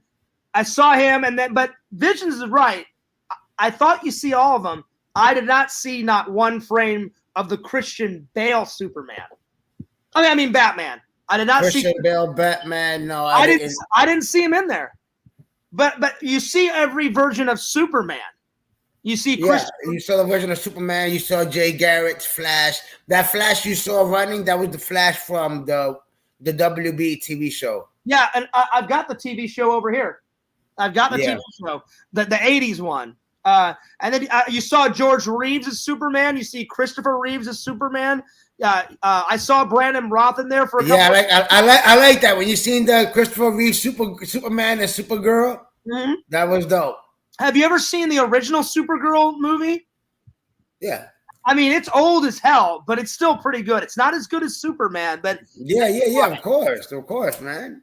It is so old, that movie. Like, yeah, that's why it was awesome to see her. Like as soon as I see her there, it was good. Well, I think they like back in the day. I mean, it bombed horrible. They made Superman, and before they made Superman 4, that's in between that gap is when they made Supergirl, and they thought, oh, we'll capitalize on it. We'll make Supergirl, and it bombed horrible. The movie's really not that good. The concept of it, like she's battling some psycho witch, and this witch is battling Supergirl with like witchcraft and all this other crazy shit. You know what I did like about that moment that they show all the characters at the multiverse? You know, at that moment that you get to see everybody? Yeah. What was nice about that moment to me was that everybody was alive right then and there. You know what I mean? For that moment, for that split second that we get, everybody is alive and well, and we can see them all right there. You know? Pretty awesome. It's pretty awesome. That was awesome, man. That was awesome. One of the coolest things was when George Reeves played Superman, the first couple of seasons. He was the first one they showed, and I was like, oh shit. And the first couple of seasons, he did it in black and white, and then when it got big, they went to color. And so in the film, they did that. That you see him like with the superhero pose in black and white, and then it goes right from black and white George Reeves to colored George Reeves. Then it goes to Christopher Reeve. Hey, so do you know the story about George Reeves? How he almost got killed. Well, he did get killed. Well, I know he got killed, but he almost got killed before by a little boy. Do you know the story? Yep. Yeah, they have it in the Hollywood Land movie. So I guess he was doing an interview or something. You know what I mean? And then you got this little boy that shows that goes up to him and pulls a gun out. Yeah. And it's going to shoot him. You know what I mean? Yeah. So then, obviously, you know, like everybody else, you know, he gets scared, you know what I mean? But he plays it cool to not freak out the boy. You know, the boy's going to shoot him and be like, oh, no, and nothing's going to happen. Nothing's going to happen. You know what I mean? So George Reeves says to him, okay, listen to me. And it's crazy how he thought like this. You know what I'm saying?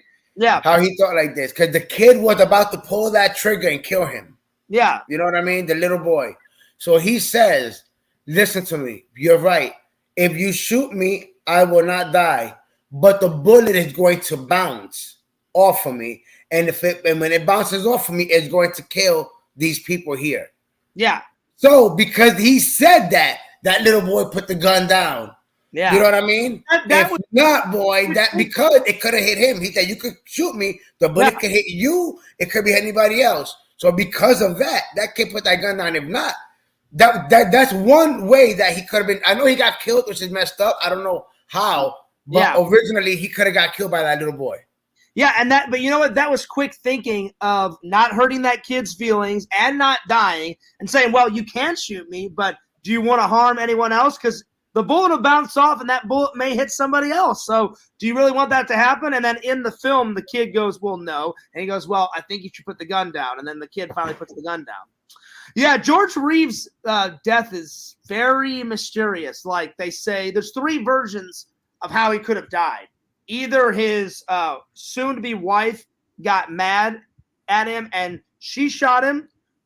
That's the first one. Or the second one, he killed himself, or somebody at that party killed him.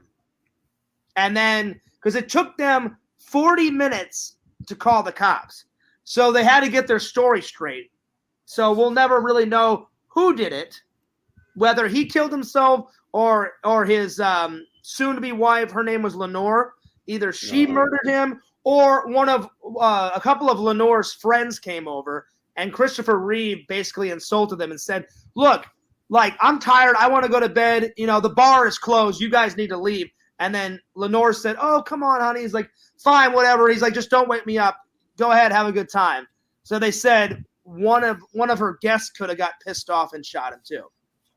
Yeah. So Some shit like that. It's one of those 3. We will just never know what one of those 3, how it went down. But anyway. Yeah. Vision says, never heard that story before. It's wild. Yeah, Visions, if you ever watch Hollywoodland, Ben Affleck plays George Reeves / Superman in that. And in the middle of the film, he's like doing a public appearance and he's doing an interview and he's dressed up as Superman. And the kid goes, hey, Superman, can I shoot you? And then he does exactly what me and LC just said. So if you watch Hollywoodland, it's in that bio movie. So, yeah. So, LC, before I let you go, what have you been up to, man? How's work been? How's the family? I haven't had you on in quite a while. Not everything's been good. Just still with the whole moving process. You know what I mean? You guys any further along on that? Yeah, we've been looking at a couple of places. Just yesterday, we saw this one place that we like. So nice. We put in an offer to see what happens. So fingers crossed. You know what I mean? Fingers crossed, buddy. Let me know. And if you need listen, if you need help moving in, I don't mind coming over and helping you, buddy. Let me know. No problem. I appreciate that. But besides that, you know, just been just working and just trying to do some videos whenever I can. Like I said, I did a little stream today just talking about that. And did you the see new Spider-Man game? Yo, that Spider-Man. Oh my God. Yo, yesterday was the release date for the pre-order sale, like day 1 of the pre-order sale for the Spider-Man 2 game. Did you get it? Listen to me. When I tell you that it was a hassle, like the website crashed, PlayStation had to like pause the website. Oh man. It was, listen, and because this is the collector's edition. The collector's edition came with a 19-inch Venom statue. Yeah. Right? And on one side of the Venom statue, you got Peter Parker, Spider-Man fighting Venom. And on the other side of Venom, you got Miles as Spider-Man fighting Venom. You know what I mean? So both Spider-Man fighting Venom. And that collector's edition in the UK sold out in 5 minutes. Damn. In Canada, sold out in 15 minutes. And in the US, sold out in 31 minutes. 31 minutes in the US. 5 minutes in the UK. Damn, that's fast. That is fast. Then I was trying, my dude, I was on the website. I was doing the shit. It would kick me out, take me back. I'm like, yo, what the hell? It was like the website was fucked up. Mm-hmm. At one point, I went back in. I did it again. And I was able to do it. And I submitted the payment. Oh, nice. And then it timed me out. And it kicked me out. So right? You didn't get it? So then I'm like, fuck, I didn't get it. So then, but I didn't want to go ahead and click on the buy button again. I'm like, yo, let me double check my bank. So then I check my bank and I see that I was charged. So I'm like, what the hell? So then I call PlayStation.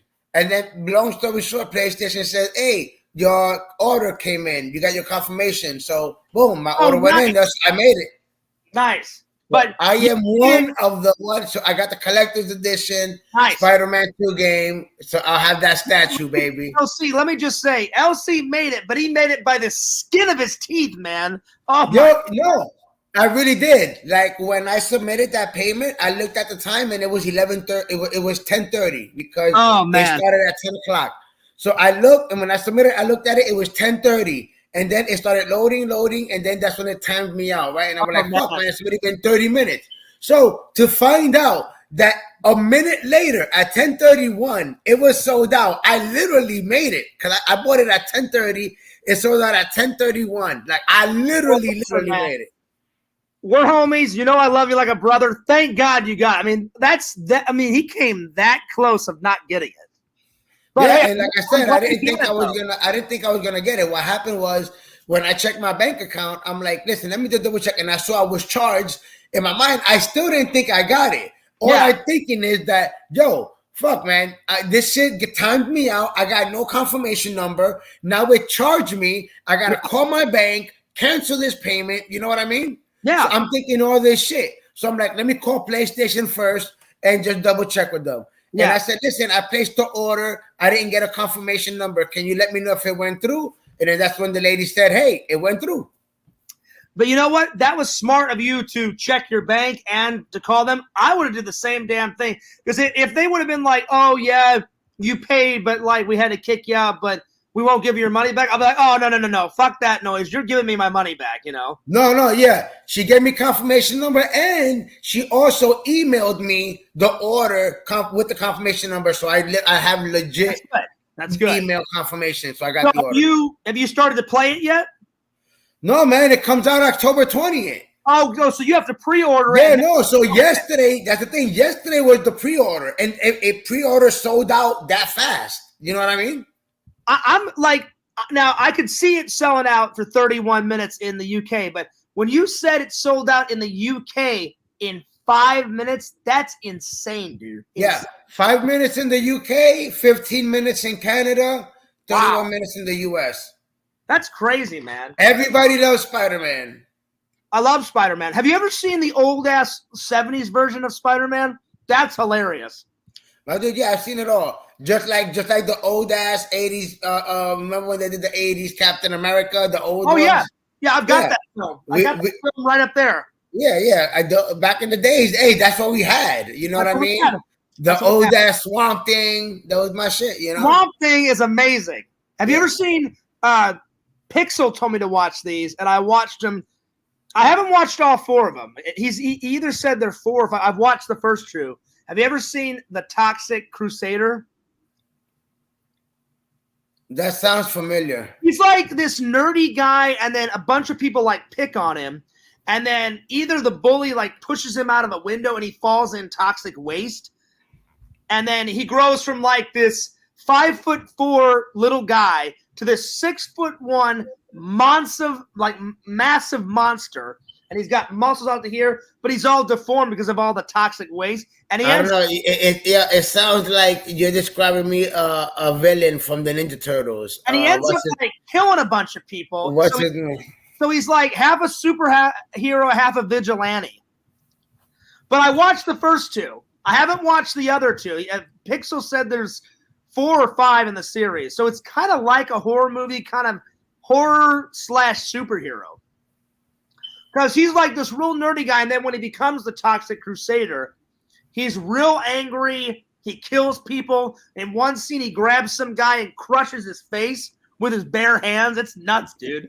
Damn. It's insane. He grabs a guy and he goes, oh, yeah? What do you think about this? And he goes, goong, and just like smushes his face. Like he just crushes it to nothing. Like his face is like a balloon that pops.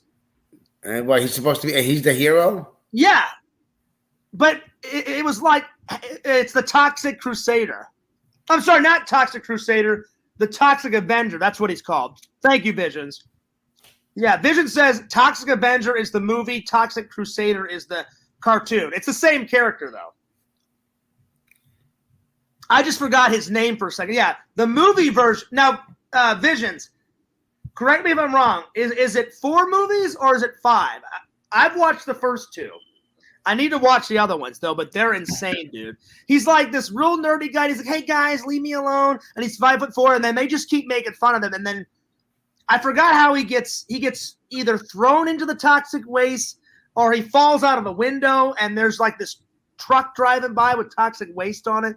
Anyway, he falls into the toxic waste, and then a couple scenes later, you see him crawling out of the waste, and he's got burn marks all over him, LC, and he's like, "What's happening to me?" And then he just transforms into the fucking Toxic Avenger. So he goes from like this 5'4" skinny nothing to like this 6'2" monster of a guy, and he's like, "I'll have my revenge on those guys." And he starts killing everybody, and he's killing like bad guys, and then he's killing the bullies that picked on him. He crushes some dude's face. It's insane. It sounds like yeah. It sounds like you described him. I think his name is Muckman from the Ninja Turtles. He after he gets hit with the ooze or something, he gets all deformed and turned in with and switched in with the garbage. So now his face is all deformed, and you know what I mean. All right, before you go, give me your top 3 favorite Teenage Mutant Ninja Turtle villains, and then I'll give you my 3. Go for it. Top 3 villains that you like. Villains? I mean, it would have to. I mean, villains. It would have to be Shredder, obviously. You know what I mean? You have Krang, and then only because they're half a brain and you count them as one, it will have to be Bebop and Rocksteady. Basically, the main bad guys. I mean, I know you have Baxter Stockman. You have other now, and I'm talking about remember, we talk about Ninja Turtles. We're talking animated because animated has more bad guys than than the actual movie. I've got 3. I've got Shredder, the Sewer Rat King or whatever his name was. Rat King. The Rat King, and then remember, Shredder makes a robot turtle, and the robot becomes evil and attacks the turtles. Yeah, Metalhead. Metalhead. That's my third one. Those are but then Donatello, Michelangelo takes and turns Metalhead good, so then Metalhead becomes good. See, Michelangelo, he's the man, dude. He's a party animal, but he's a cool guy. That's right. Listen, LC, if we're gonna remain friends, enough of this Leonardo crap. You gotta transfer over to Michelangelo, buddy. Speaking of Ninja Turtles, we got that movie coming out soon. I believe it's in August. The movie comes that's the thing though. In August, I believe the new Ninja Turtle movie comes out. Really looking forward to that one. I'm gonna see it. It looks like it's like all like claymation. It looks like claymation. How they did it, I think. I mean, like I said, it's good. Like I said, it won me over when they did that whole Spider-Man Into the Spider-Verse. Those graphics, you know what I mean? I think, I'm telling you, the best versions of the turtle was the guys in the suits in the 80s. They need to bring those suits back, man, and just revamp the suits, make them a little bit more modern, and just do guys in the turtle suits. And it's not that. It's that, you know what it is? It's that we have a certain look in our minds already of how they should look. So in our mind, if you're gonna make the Ninja Turtles live action, we want them to look like they looked back then. Like because they actually look like turtles. They look like like the ones that came out, Michael Bay. These look like alien turtles. You know what I mean? They look like turtles from outer space. Yeah, the Michael Bay one, it was all right. So that's what I'm saying. Like you compare those turtles to our Ninja Turtles. I want our Ninja Turtles. Yeah, I'm with you. I don't mind if they update the suits, to 2023. Do a little alterations, update them, but just remain it classic. They need to bring those back, man. I'm telling you. Yeah. Anyway, LC, I'm going to let you go, but I just wanted to have you back on because it's been a minute since I had you on, buddy, and I wanted to hang out before I go. No doubt. My bad. Like I said, I ate some pizza. Like I did the video, then I went to get some pizza, ate it, was watching something there, and I knocked out. Which I was watching this. I'm about to actually watch this on Disney Plus. I saw they came out with some Stan. I haven't seen it yet. It's a new Stan Lee bio or something with Stan Lee. Nice. On Disney Plus. So I'm gonna go ahead and check that out. It's Stan Lee is the man. He is anything with Stan Lee, I like to watch. Any kind of information about the man. Listen, I've told all my friends, I've told you this, but I'll say it again. I wish I could have met him one time. I wish I could have met him, but you know what? God bless him in heaven. I loved every single one of his Marvel His cameos. He was rocking those cameos, man. Yeah, yes. That's the thing, and it's funny because I always laugh, like, going back and watching, because you forget, going back, I was watching the Venom movies recently, right? Yeah. And freaking, and Stan Lee does a cameo in Venom, you know what I mean? And I forgot about that, But Stan Lee is walking with the dog, and then Venom's like, "Hey, look at old man," and then he's looking at the dog like one of the best cameos that I love is it's in Captain America. Captain America, he's on a mission or whatever, and some guy is going to give him the Medal of Honor, and he goes, "And now, my buddy, my pal, Captain America," and he doesn't come out, and then all of a sudden, Stan Lee is dressed up as like this military general guy, and he goes, "I thought that guy'd be taller, man." Yeah. Okay, that's a genius cameo. That one's one of my favorites, and then that one's good, and also in Thor Part 1 when he's getting drunk with Thor. Oh, and, yeah. And he's like, he's drinking, or when Stan Lee's at the strip club. Yes, that was a good one. And then I'd say my second one is when he drinks that bottle of that juice, and it's got the gamma radiation in it, and he goes, "Oh wow, that's quite tangy," or some shit like that. I like the one that he did where he's in outer space and he's talking to the elders, and he's on the moon and he's in the yellow space suit. Yes, and he's talking about the Guardians. Yes. Yeah.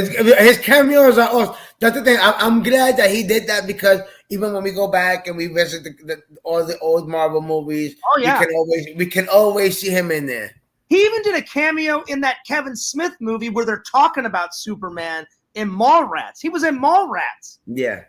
In a cameo. Like those two like nerds are talking about Superman and like his kryptonite condom or whatever. And then like Stanley just walks in and goes, "Superman doesn't need a condom," and da-da-da-da-da. And that's why it was a callback. If you watch Captain Marvel, you see how she's walking in, and his cameo, he's sitting on the bus, and she looks over to him, and he smiles, and she smiles at him. You don't notice this. Stan Lee is reading a script on the bus. That script says Mallrats. Oh, God, I didn't see that. Oh, that's a callback from the Mallrats from he was on it. So if you watch Captain Marvel, he's in the bus, he's saying something, he's reading a line, and then she walks and she looks at him, and then he's reading the thing, and then he puts she puts the thing down. It says Mallrats on it, and then she puts the script down, and then it's Stan Lee, and then she smiles at him. You know what, LC? It's funny is I saw Captain Marvel and I saw him reading it, but I just didn't catch it saying Mallrats. I'm gonna watch that again and look for that. I had no idea. It looked like he was just like reading a book or a newspaper or whatever. Yeah, he was reading a script. He was reading a script because he was in the movie, right? He was in the movie. Yeah. So he was reading the script of the movie that he was gonna be in. That's badass. That is fucking epic, man. I cannot wait to watch that again and look for that. Anyway, I'm going to let you go, buddy, but thanks a lot for coming on. Go ahead and plug all your stuff. Go for it, buddy. Hey, you already know, guys. You guys can check me out. Heroes and Villains Collectibles, Facebook, Instagram, Twitter, Instagram. On the channel, we do some unboxings, mail calls. We got some gaming. Be on the lookout. We got that Spider-Man gaming when Spider-Man 2 comes out. Oh, yeah. And yeah, man. And some toy hunt. I got some toy hunt videos I am going to be dropping because I've been on the hunt for the Spider-Punk figure for my daughter. So been on the hunt for that. So just be on the lookout, guys. And like I said, got other gaming videos as well. So, nice. Yep. Real quick, before you go, tell your daughter she did a great job on her cosplay. Yo, guys, check out. Yes, my daughter did an amazing job, guys. Make sure if you guys want to see pictures of her Spider-Punk cosplay, check out the Heroes and Villains Collectibles on the Discord. You guys can check out some photos. And did you see? Did you see me and Sam's axe throwing vlog? Yeah, the video. Yeah, I was killing it as axe throwing. So if you want to come out with me and Sam, I want to see your axe throwing skills because I beat Sam to a pulp when it came to axe throwing. I want to see if Elski's got some axe throwing skills, buddy. That's good. That's good. That's good. Oh, yeah. So I'm challenging you. I'm throwing the challenge out, man. Axe throwing. Let's do it, buddy. Oh shit! Yeah, it sounded like you say you got some ass throwing skills. Oh shit! No, axe throwing skills. Throwing an axe would be quite a No, challenge. you can't be throwing your ass around, B. I You know gotta be careful with that. throwing an ass would be quite the feat, quite the challenge, my friend. Oh my lord. Anyway, I'm gonna let you get out of here though. All right, bro. Yo, you have a good night, my friend. Thanks for having me on, and shouts out to everybody in the chat. See you guys on the next one, guys. All right, peace out, LC. Good to see you, man. Later. Yo, later. Hilarious ass throwing. I looked at LC. I was like, that would be quite the feat to throw someone's ass. Anyway, Vision says, I feel like LC is a juggalo and has thrown a hatchet before. We'll see. We shall see, Visions. I don't know if you guys can hear that thunder out there. It's nuts.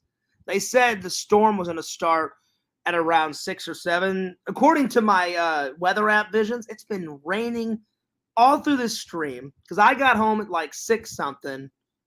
Oh, I'm sorry. The movie got out at 6, but by the time I went and got some pizza for dinner, came back. It was really hot outside, so I took a shower, and then I thought about making some coffee, and I was like, nah, I'll just drink the rest of my soda out of my collector's cup because I was like, I'm going to talk about the Flash anyway, so I'm like, I might as well just finish my collector's, thing. There's still liquid in here, but yeah, and it's been raining. I don't know if you guys can hear it, but I like when LC was talking, I could hear thunder, I could hear lightning, and they said as the night goes on, it's supposed to only get worse. They said around 11, they said there's possible chances of hail. So I was like, oh, shit. So, yeah, it's pretty nuts. Pretty nuts, buddy. Anyway. All right, well, let's continue on. So, anyway, for everybody just getting here, I'm gonna do real quick. I'm going to show the mini Walmart haul because I was like, I don't want to do a big Walmart haul. I did a big one the other day. I did a mini one. So, real quick, boom. I got some new awesome shoes for the trip. Airwalks. Nice. And 2 of my favorite colors. I wear a lot of blue clothes, and I wear a lot of gray clothes. So I thought this would go good. And then to all you youngsters out there that have never heard of MTV, yes, back in the 80s and 90s, me, Visions, LC, we all had to sit in front of our TV and actually watch music that was in video format on the television. And Fierce found this gem. There we are. So I'm gonna take this with me on the trip too. Oh yeah. Speaking of gems, Visions, oh Lord. Cameo Man says all this is crap garbage. Oh. How dare you? You know what? I'm going to throw Cameo Man the link and talk to Cameo Man for a couple of minutes. And then we're going to get back and then we're going to get back on track with all the other topics tonight. Because Visions, I haven't had Randall on in quite a while. And you know what? I'll throw Visions the link too. Let's get some buddies in here. Come on, Visions. We haven't had you on in quite a while. Randall, I'm going to throw you the link, buddy. And Randall, I'm going to try to get Lord Visions on. Lord Visions. Give me 1 second, Randall. 1 second, buddy. I will get you. I'll get a little bit of Randy in here. A little bit of Randy. Give me 1 second, Randy. Oh, come on, Visions. Visions, come in for like 5 minutes, man. I understand you're doing your Prince, buddy, but come on. Just hang out for like 5-6 minutes. 5 or 6 minutes. Come on, buddy. I understand, Visions. You know, when you got to work, but I'll throw you the link anyway if you just want to come in and say hi real quick. I always love the cameos of Lord of Visions. Well, actually, Visions came in, He came in about, when was it? About 3-4 months ago. And you actually stayed for quite a long time, Visions. So, yeah. But I'll throw you the link again. If you want to come in, just for like 5 minutes, Visions, that would be cool. That would be awesome, actually. There you go. Oh, hang on. I need to throw you the link. Hang on. Let me throw you the link. Boom. There we are.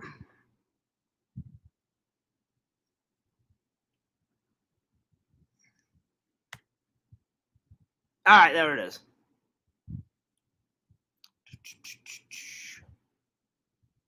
Mm-hmm. There we go. And there we go. And give me 1 second here. 1 second.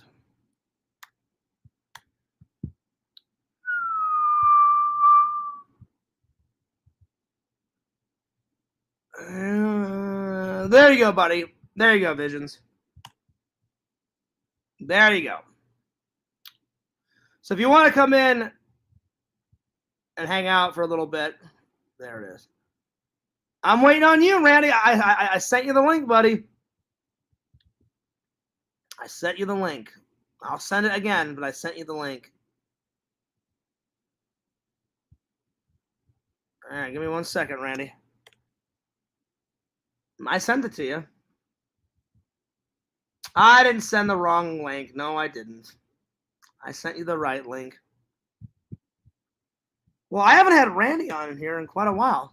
All right, there you go, Randy. All right. We'll have Randy on for a little while.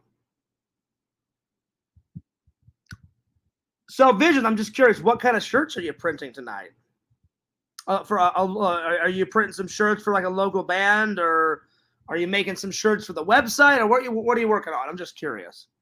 Just curious, buddy. Well, Randall's going to come on. We've had a couple of good guests on.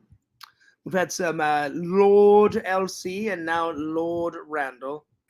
Randall, how awesome! Don't even go there. Don't even go there. I sent you the right link. No, you didn't send me the right link. The first link you sent me was to watch the YouTube stream. The second link you sent me was the correct link. The first link you sent was to watch the YouTube stream, not to be in it. Yeah. You sent the wrong link, dude. I'm sorry. Let me have a look. Hang on. I'll admit if I'm wrong. Hang on. Let me have a look. I just went on the link. It's to watch the stream. Well, hang on, buddy. Let me have a look. All right. Let me have a look. Oh, okay. Randall, I owe you an apology, buddy. Yeah, there you go. So. All right. So what's up, dude? Well, listen, I'm willing to admit when I'm wrong, so I apologize. You're fucking wrong. So, Randall, how you been? How you been? Pretty good, pretty good. The Flash lost a tooth too. I'm like the Flash. So what? Wait. Oh Lord, hang on. Let me zoom in. So what happened? It fell out. It's been like this for weeks. I just had my veneers in. Oh man. Yeah. Did it hurt? No, it didn't. So are you gonna get it fixed, or like? I don't have the money, Pierce. I don't have the money to get it fixed. Did you keep the tooth? No, I'll just wear the veneers. Okay. All right. Well, anyway. Oh, Vision says I'm printing shirts about throwing out. He's gonna print out a shirt about sending the wrong link too. Oh man, that was funny. I didn't expect that, Vision. I just came back from the Flash. Well, hey, look, I got my collector's cup. All right, cool. Oh my god! Is it cardboard or is it plastic? It's plastic. Oh, okay. So, Randall, you're gonna have that for a while. Oh yeah, well, check out all my others, buddy. Yeah. This is my oldest collector's cup. This is the first one I ever bought. So I got the Justice League one. Crap, garbage. It's not crap. How can you say that movie? Just kidding. I'm just kidding. Okay, I could have said I'm like fantastic. Yeah. So this is the oldest one. Like, when did the Justice League come out, Randall? When did it come out? I think like 2017, 2018. Oh, it's old, Close. man. Yeah. It's old. This is the very first collector's cup. So it I'm gonna look it up right now. I Yeah. got to put it in Justice League. Okay, so let me just put it on me real quick. So it was first it was this one, then 2017. 2017. Right. So first it was this one. Yep. Then it was my Michael Myers one. Yep. Then it was Your Michael O. Myers. Michael O. Myers, buddy. And then it was Black Adam. Then it was Shazam. And then it was The Flash. So there it is. So did you do a Flash review yet? I did do a Flash review, but I mean, I would love to hear your 2 cents on it. I would give it an A for effort. I really would. Visions gave it a 7.5. I gave it an 8. And then LC gave it an 8 too. I would give it like an 8.5 on like the 10-point scale. But yeah, I give it an A for effort. Like the CGI was like Justice League level bad. It was pretty But bad. other than that, it seems like they really tried. They brought back a lot of characters, and they even brought in some characters from movies that were never to be. So that was cool. Yes. They brought in some Nicolas Cage. They brought in some legendary characters. George Reeves, Christopher Reeves, Adam West for a few seconds. And I was telling them, they did every incarnation of Batman except for the 40s racist one. Remember you told me about that one? Well, they didn't do the Christian Bale Batman either. Well, that too, yeah. Vision's or the Val Kilmer Batman. So besides those 3, every single other Batman. Yep. Close to it, yeah. But Randall, remember you showed me some of those clips of the 1940s Batman? Yeah, those were pretty bad. The Right? 1941 Batman. They were calling Mexicans. I'm not going to say the word, but we all know what word. And They then weren't calling Mexicans that. They were calling the Japanese that. I'm sorry, Japanese that. I'm sorry, not Mexicans, Japanese that. And then weren't they making fun of black people in that too? I don't know. I was don't something remember like what I did with my copy. I had it on DVD.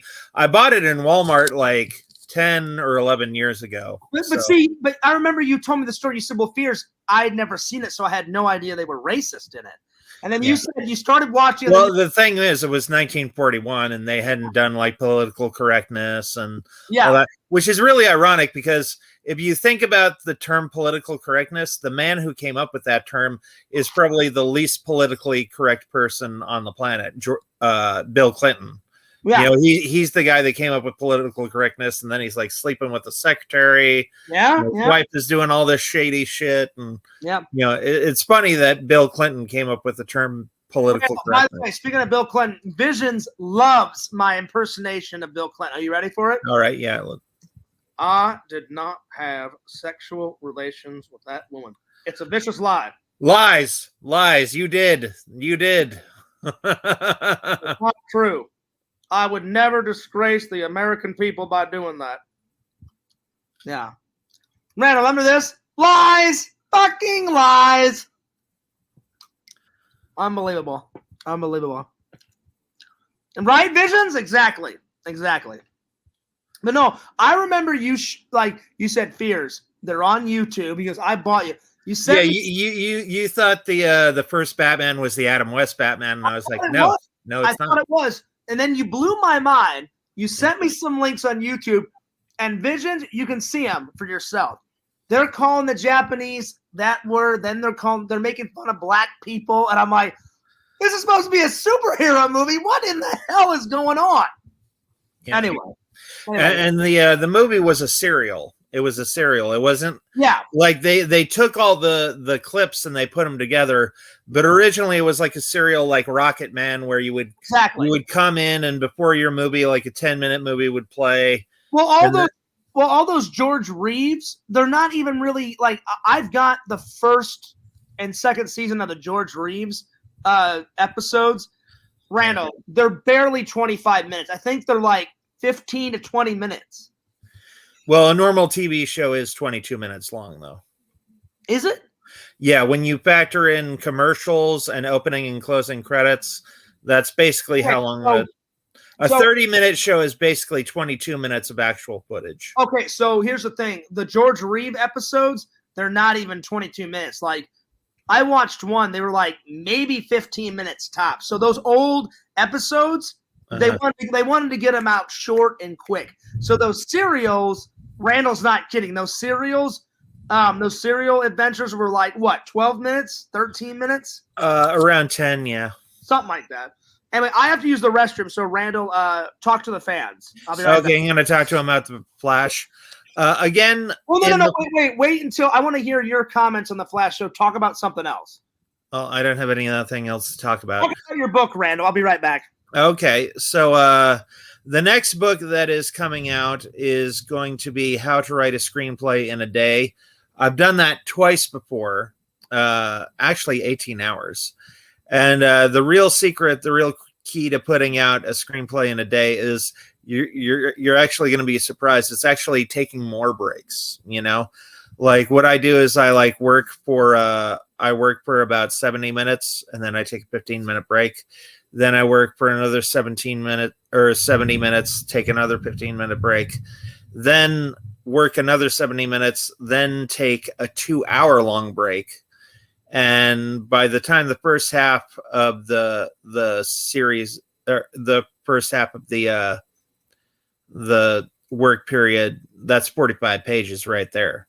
So, and then you do that again, you know, work for 70 minutes, take a 15-minute break, work for another 17 minutes or 70 minutes, and take another 15-minute break. And then once you've done like pages 75 through 90, you are done and finished. So that is going to be in the beginning of the book. I talked to my beta reader, and she wants me to put that in the beginning of the book because she says like that's the key to, you know, your book. So I got to reshuffle some stuff, and I am writing some screenplays, and I am going to be doing more screenplay blogs and video blogs. Because it seems every time I do a screenplay video blog, I get more and more people contacting me on Fiverr. So I've got 2 jobs for the next 3 weeks. So that's going to be good.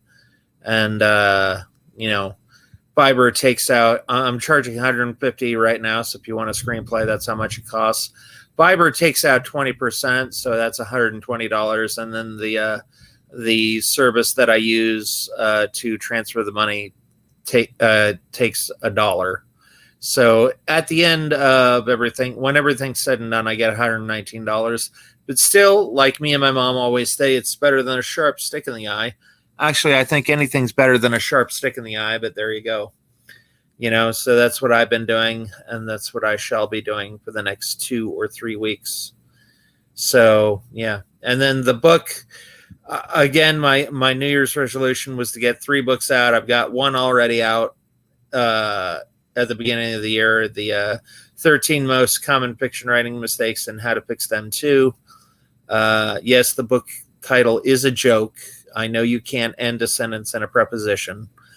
That's part of the joke, you know, and you know, I actually had some trouble with Amazon with that title because they said, "Oh, the title isn't correct," and I'm like, "Yeah, it's a joke. I want it that way."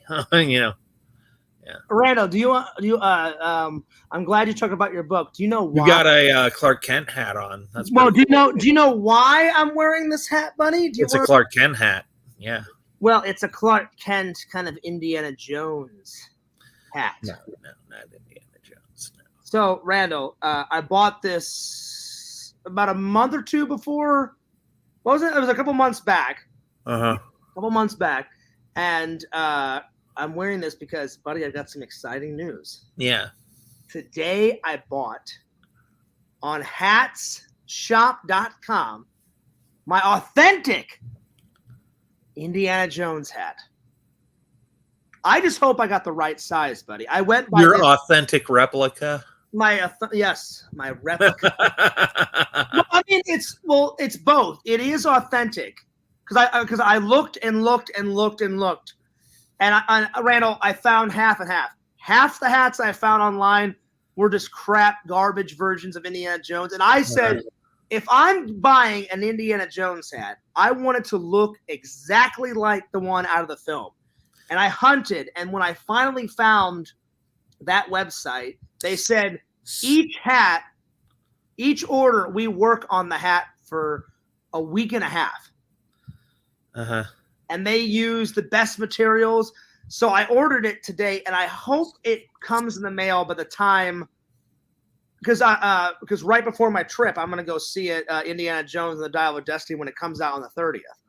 And I told I told Visions, I'm telling you now, I am bringing my cup of Christ with me, and I'm going to ask. I don't think they're going to let you fill that up, Pierce. I think you're going to have to happen.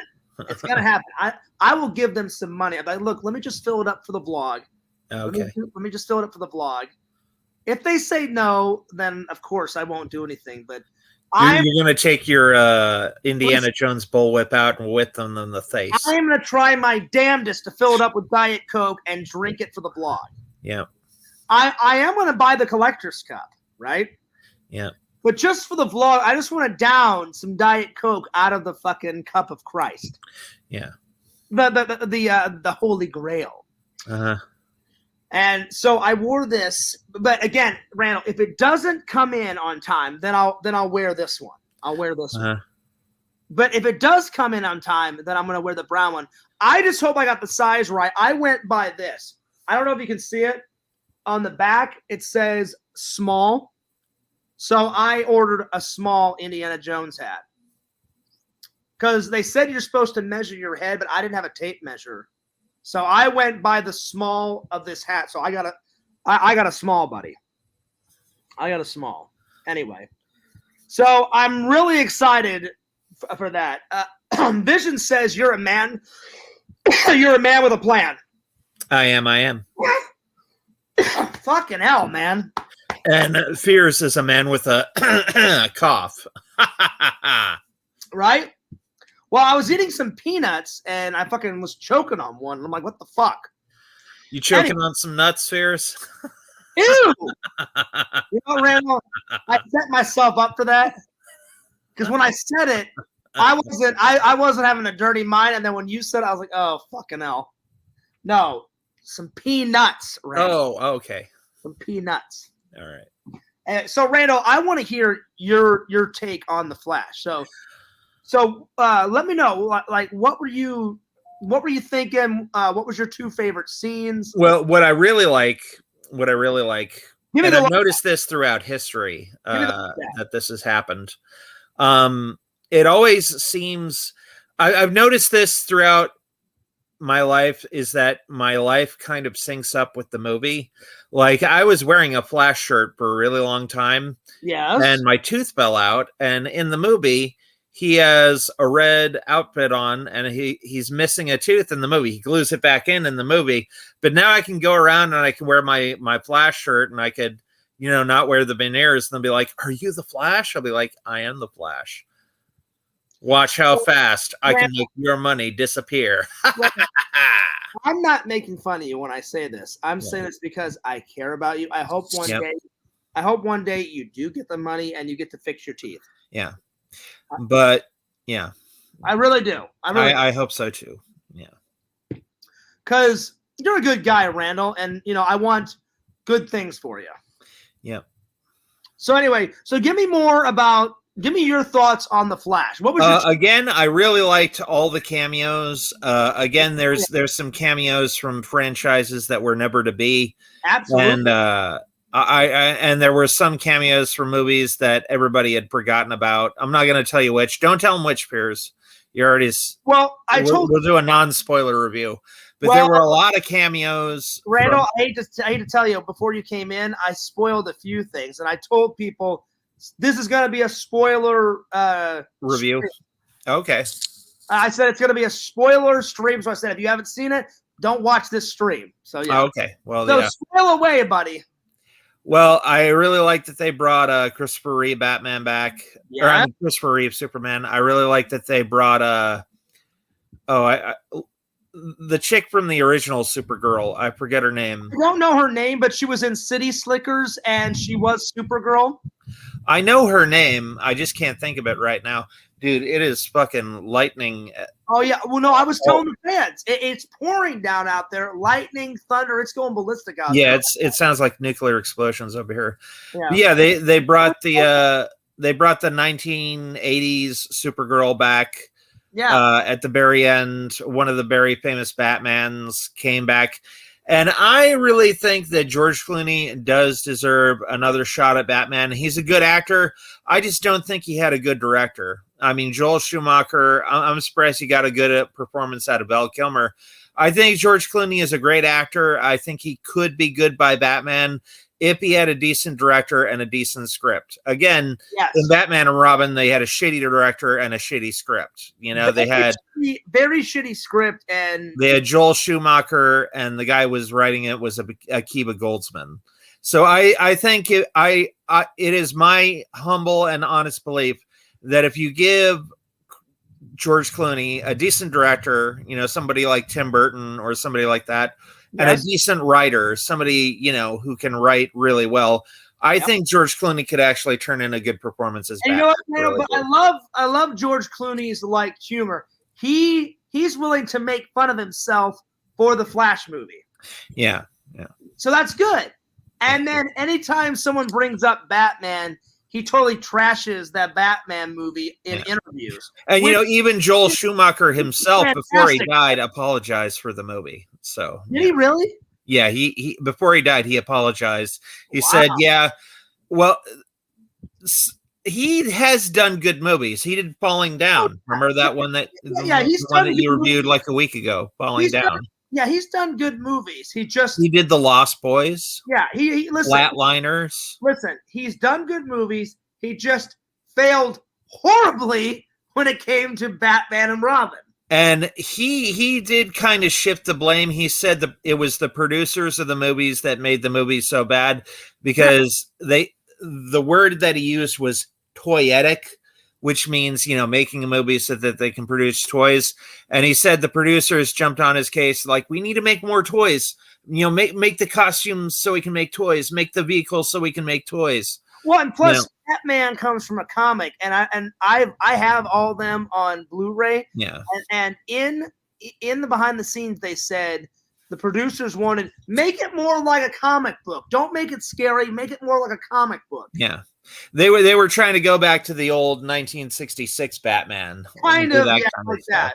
Yeah. Like the goddamn motherfucking Batman pulls out a Batman credit card. What in the absolute shit were they thinking? Yeah.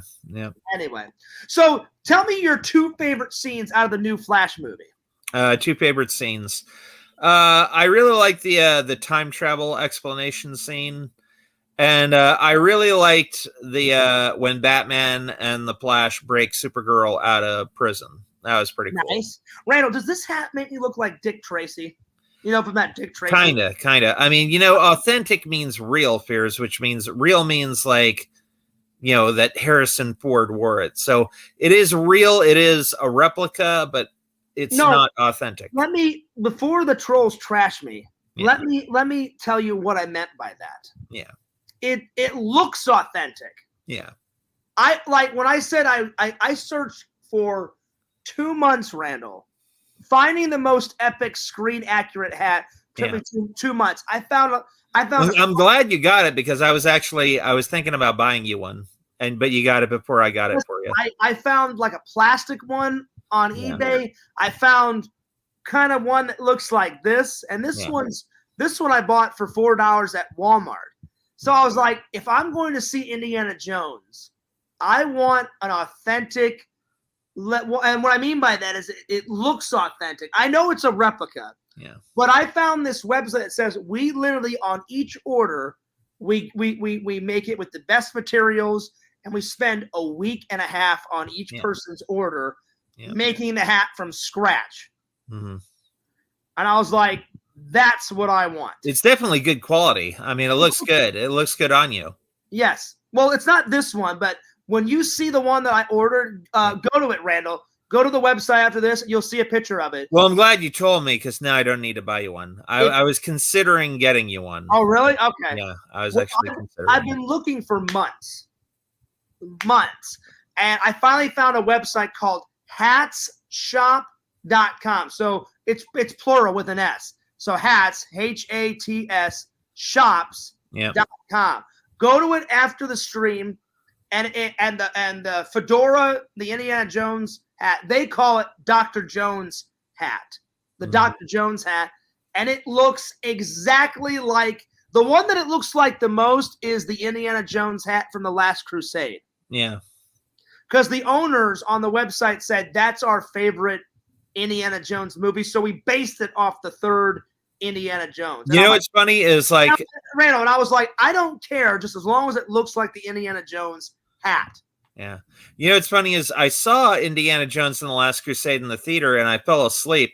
Not because it was a boring movie, but just because I was tired that day. I like it came out in like 87 or 88, so I was like 7 or 8 years old back then. Okay. And I had just been tired and tuckered out for the day. And when me and my mom and her boyfriend were in the theater, I just fell right asleep, which is sacrilege because the Last Crusade is a great movie. It is. Yeah. Randall, I have a replica prop from the movie. Yeah, you have the Cup of Christ. Yeah. The cup of And you're going to put soda in it. All right. I am. I don't care what it takes. It must happen. No. And it will happen. Yeah. Shh, it will happen. So, Randall, that was your first favorite scene. Give me a second favorite scene from the Flash movie. Well, I said the two. I said the time travel explanation and the when they broke Supergirl out of the. I'm sorry. My two. Were you watching the stream? Do you know my two? No, I do not. Okay, so here's my favorite. When two. I said crap garbage, I just came on like the last 10 seconds. So let's hear it. Randall, I was a little bit perturbed that you called the Flash movie crap garbage. No, I called the stream crap garbage. I was messing with you, though. I was just joking around. Randall, how dare you use my words against me? How dare you call yourself a friend? Yeah. I'm joking. I'm joking. Actually, I thought it was great, Randall. I thought it was hilarious. No, my two favorite scenes. The first one where Michael Keaton, it zooms up into his face and he kind of says it cool but boring. He's like, yeah, I'm Batman. Yeah. That's my favorite scene. My second favorite scene, it's towards the very end, and you see all the universes like collapsing and tons of shit's going crazy. Yeah. And he's like, I have to put things right. He goes, I shouldn't have tried to save my mom. And he's about to go back, and you just see all of the versions, or most of the versions of Batman, and then you see every single version of Superman. Every single version of Superman is in there. I didn't agree with the theme of the movie. The theme is, like some problems don't have solutions. I actually think the exact opposite. I think there are problems with multiple solutions, You just have, I agree with that too. You have to find a solution to your problem. Yeah. Because, 2 plus 2, there's actually multiple different answers to that problem. Like 1 is 4, but 2 plus 2 could also be 1 plus 1 plus 1 plus 1. Or 2 plus 2 could be an equation. That could also be an answer for what is 2 plus 2. Yeah, it's an equation.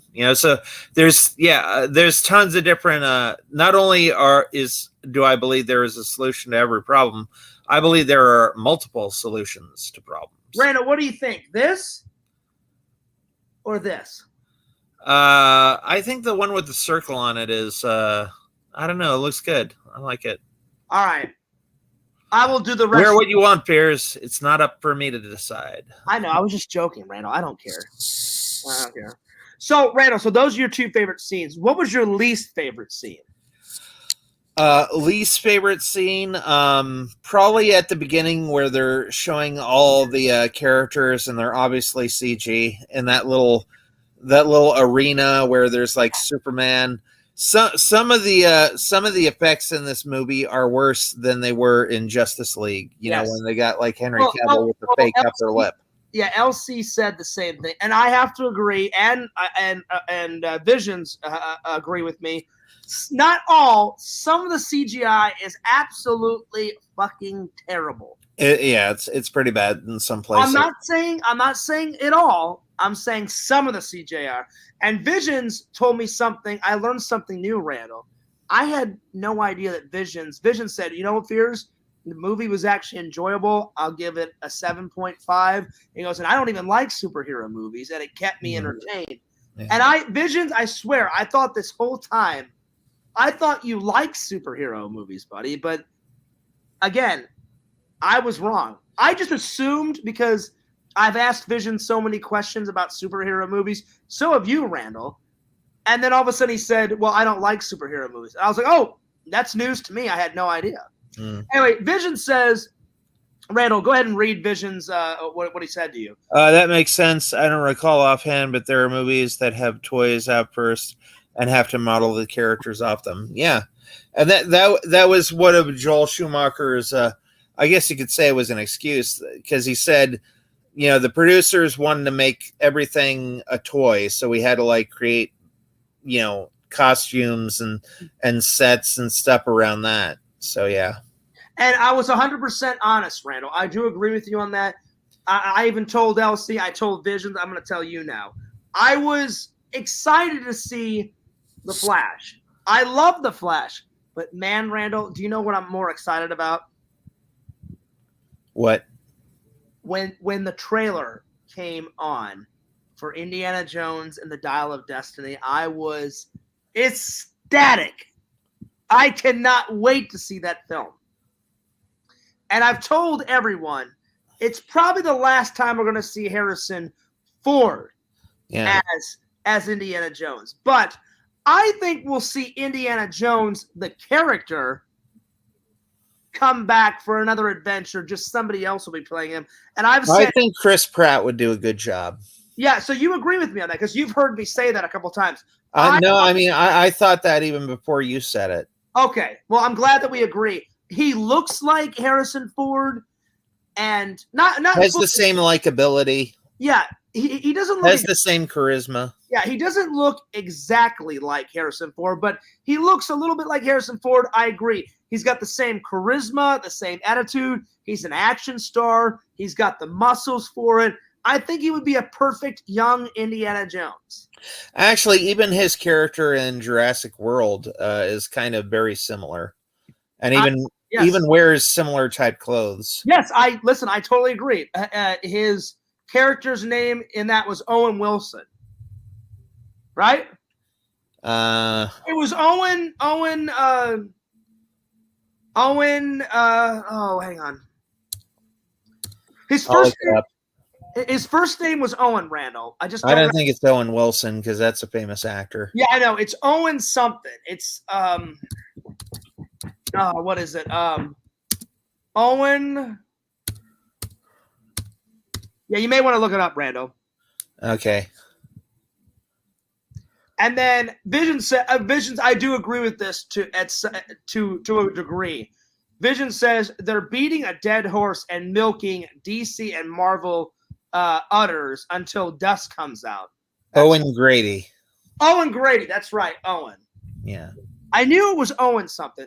But Randall, what Exhum Vision says Owen Payments. That was pretty good. That was good. See, Visions is a funny guy. That's why I love, well, it's just one of the reasons why I love being Vision's friend, because Visions knows how to tell a story, how to tell a joke. Randall, I'd say the 4 people that have made me laugh the most in my life, Visions, Pixel, you, and my buddy Eric. Those 4. Yep. If I had to add a 5th one, Sam has made me laugh a lot too. Because Sam knows how to tell a joke too. Owen Payments, that was great. Visions, you are amazing, buddy. Oh my God. All right, so Randall, what do you think about what Vision said? Read this. Give me your thoughts on what Visions is talking about. They're beating a dead horse and milking DC and Marvel udders until dust comes out. Yeah, I mean, here a lot of people are asking the question: do you think superhero movies are going to die out? I think the same thing that happened to Westerns is going to happen to superhero movies. It's going to be super popular for a time, but after a while, there's going to be less and less of them until the next big thing comes out. And then they'll just be, they won't die out. Like superhero movies will never die out, but we're going to start seeing less and less of them. Yeah. Well, I think what they'll do is they'll make a lot of them and then they won't make any but for a while. Then they'll have them come back, you know, like with the Thunder. Well, it just depends if there's a superhero movie that somehow like is revolutionary. Kind of like, you know, like what Scream did for slasher movies. Yeah. Like slasher movies were dying out for a little and then Scream came out and suddenly slasher movies were all the rage again. Randall, speaking of slasher films, so I was talking with Visions yesterday on the stream, right? Yeah. And you know how Visions is always throwing me like old like horror movie gems, like, oh, Fears, you got to check this out, you got to check that out. Well, I decided to go onto the internet, Randall, and I found some gems myself. Have you ever heard of the movie called Bad Taste? No. I had never seen it, never heard of it. I watched the trailer. It is the most hilarious fucking trailer I've ever seen in my life. There's like people shooting machine guns, hanging off of cars. All these mutant aliens are trying to kill humans and eat humans. And guess who directed that, Randall? You'll never guess. Tim Burton. No. Steven Spielberg. It was Peter Jackson's very first student film project. And I guess it was so good. I don't know where he got the fucking money. It started off as a student project film, and he turned his student project film into a theatrical release. I don't know how he did it, but he did it. And Visions made a very good point last night. He said, Fears, pretty good career to go from Bad Taste to the Lord of the Ring movies. And I was like, that's not too shabby. Yeah. Also, he did a cameo in that Shaun of the Dead like cop movie. What's that cop movie they made? Hot Fuzz. Hot Fuzz. I couldn't think of the name of it yesterday. He plays the Santa Claus that stabs the main character in the ham with a knife. Peter Jackson does a cameo as Santa Claus, like a deranged Santa Claus. So yeah.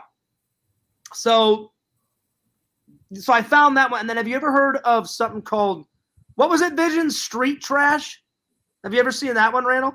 No.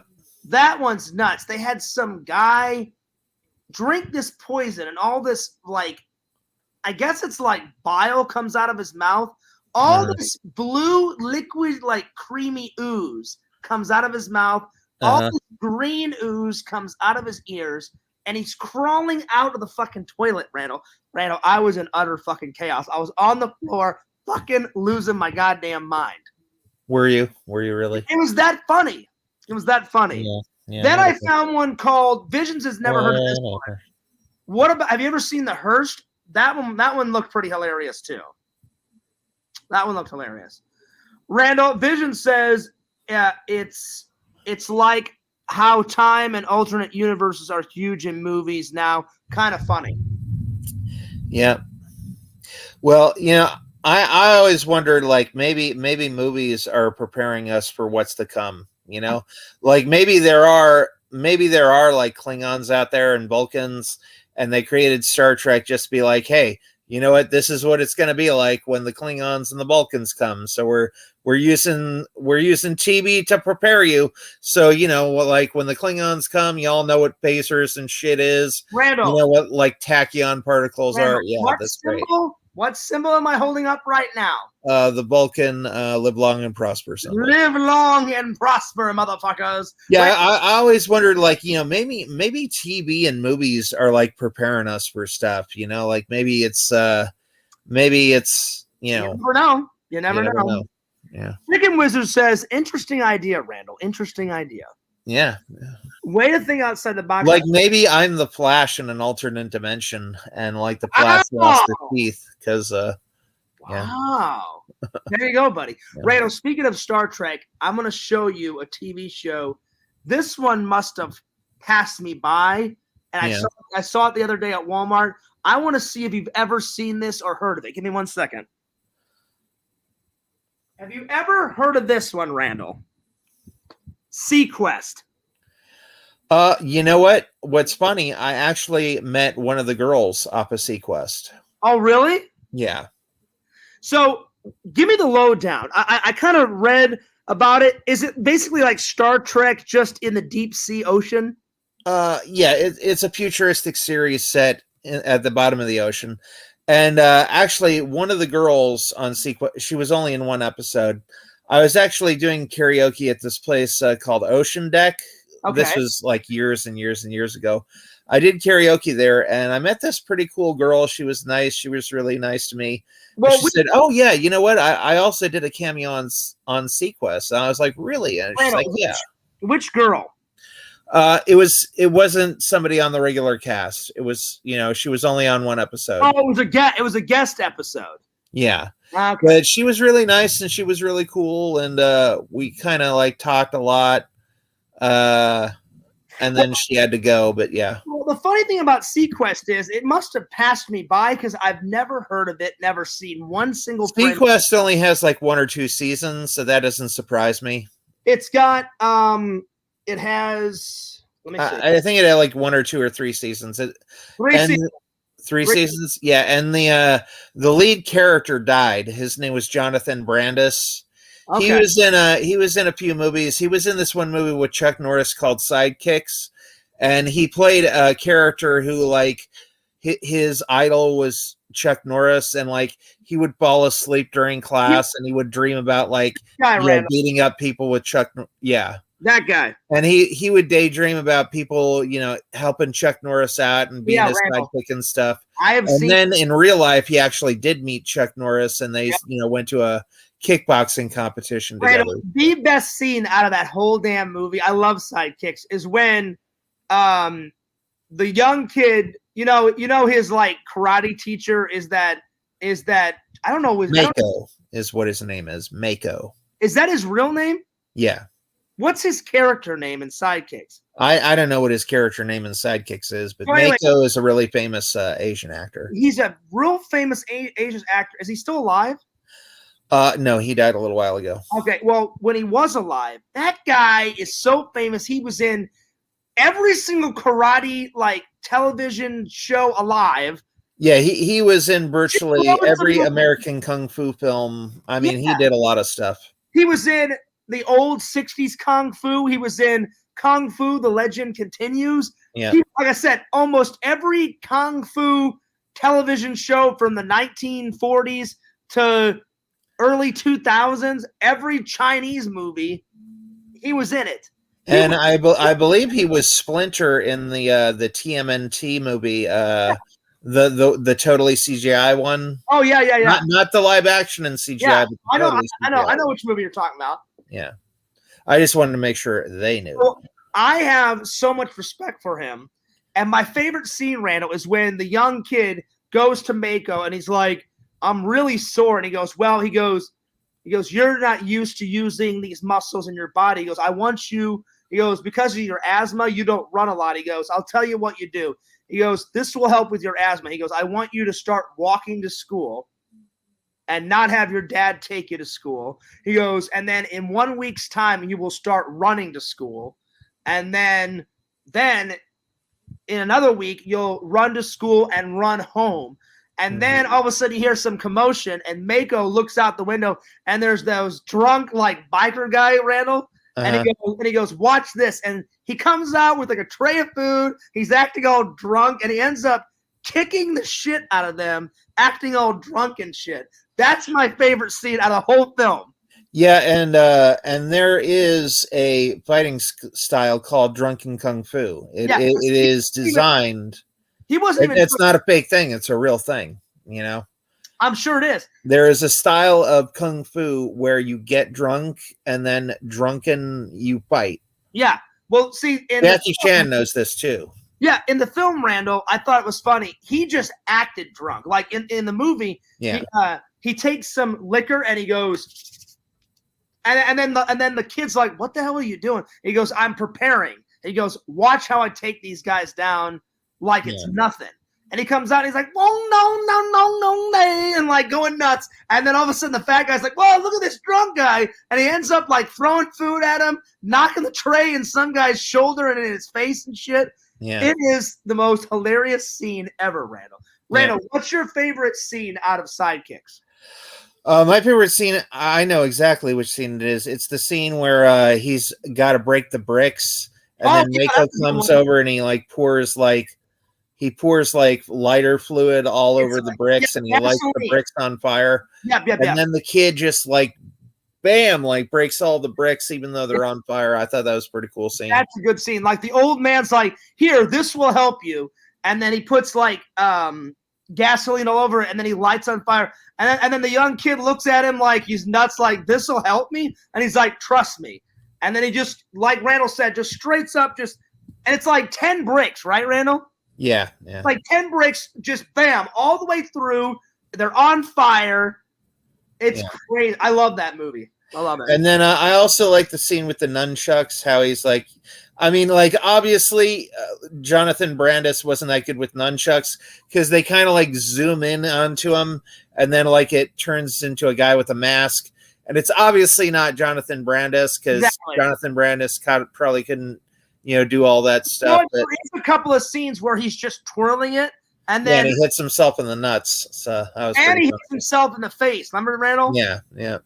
They're at the park and they're training, and then the Mako guy's like, "You will train with these for an hour once a day." Yeah. Or something like that. Anyway, Randall, go ahead and read what Vision said. It's like what we were saying about making toys before the film, seeing things in pop culture will inspire people to create those same things. Yeah, that's pretty true. And then Chicken Wizard says, it's sad that Brandis passed so young. I always remember him from the Rodney Dangerfield movie Ladybugs. Yep. Hey, Chicken Wizard, I have Ladybugs. I haven't got Sidekicks yet, Randall. The key word is yet. So before we move on, Randall, did you guys... Yours has Ladybugs. I have cockroaches. So I'm just kidding. I'm joking. Cockroaches. Randall, remember that TikTok video where you ate a cockroach? Yeah, did that blow up at all, or did that get a lot of views? It blew up. It got 5,000 views on my channel. And for everybody who's wondering, I bought, as a gag, I bought 100 fake cockroaches. Yes. And I opened up my drawer one time, and Fierce was there, and he goes, "Ooh, Randy, you've got a cockroach in there." And I'm like, "Oh yeah, watch this, Fierce." And I take it and I put it in my mouth. I go, "Ooh." Yeah. So I was like, "Oh my god, how the fuck did you eat that?" Yeah. I thought you were for real. I'm filming. Yeah. It was hilarious. If you could have seen the expression on Fierce's face. Well, yeah, because my it best was priceless. Cockroach. Priceless. So I'm filming, and Randall's 100% right. I open the drawer, and I'm like, "What the fuck is this?" And I look in, and there's millions of Randall. There's fucking cockroaches in here, and then picture. Hang on, picture one of these peanuts as the cockroach. He goes, "Oh yeah, Fierce, what do you think about this?" I go, "Oh, Randall." I'm like, "What the hell are you doing?" And I got my reaction on camera. Oh, it was hilarious. Oh, man. I would have paid $1 million to have a camera right there. I'm like, "Randall," well, there was a camera there. And I go, "Randall, spit that out." And then he starts chewing. And he's like, "No, I'm good, Fierce. I'm good." And I'm like, "Randall, that's fucking disgusting." And I said, "All right." I said, "Well, Randall did this. By hell, I'm uploading it on a TikTok." "Oh, yeah." I'm like, "You know I am." Yeah. And then Randall's like, just chewing away. He's like, Yeah, go ahead, Fierce. Upload it. It blew up on my TikTok. Everyone's like, "You have one sick friend." And I'm like, he ate a goddamn cockroach. And then when I found out it was fake, I went back on there on TikTok and said, "Well, actually, it was just a gag. He was joking around." So, yeah. Yeah. It was funny. It was funny. Yeah. So, Randall, before we move on, did you actually watch this, and did you actually like it? Sequest was okay. I don't even remember any scenes from it. The only reason I remember Sequest is because I met that girl from it. That's about it. And what episode was she in, and what season was she in? I don't remember. I just know she was in an episode. All right. Well, Randall, I got that, and then I got the first season of Smallville at Goodwill. So I thought I would get the first season, watch it, see if I like it. Because when it came out, I only watched about 10 episodes when it first came out, and so I don't really remember what Smallville was about. I didn't really like the Oh, series Smallville. I really didn't like that show, but there was a girl from that show who got involved in like a cult called Nexium, and they were like branding women and like putting the cult leaders' initials on their abdomen, and like it was a really big the girl was called Allison Mack, and she got involved in this sex cult, and there were just tons of like horror stories. And there's a HBO Max series called, or maybe it's called Max now. Yeah, there's this big long documentary that's like 24 episodes long, detailing like the cult and everything. You know what it kind of reminds me of? Visions sent me a link. It was either Visions or Pixel sent me a link one day, right? And it was about this cult in California where they said we have to kill ourselves, and then our bodies will transform it into a soul, and our souls will go into the universe. And that was the Heaven's Gate cult, and we'll all meet on this spacecraft, and we'll go to another galaxy and all this other shit. That was the Heaven's Gate cult, and even Uhura's brother was in the cult and committed suicide in the cult. And I had no Visions. Did you send me that link, or did Pixel? I can't remember. Like there was this comet that passed by Earth, and the comet was called the Hale-Bopp comet. Okay. And the people of this cult thought that there was like a spaceship behind the Hale-Bopp comet, and if they killed themselves at the right time, their souls would like go up into the spacecraft, and they would be taken off to a different. They thought it was like aliens that sent the comet to Earth or whatever. Yeah. And they said, when we die, we're gonna die for the aliens. Then our bodies, it doesn't matter about our bodies. Our souls will travel into the universe onto the spacecraft, and we'll live in another galaxy far, far away and shit. Yeah.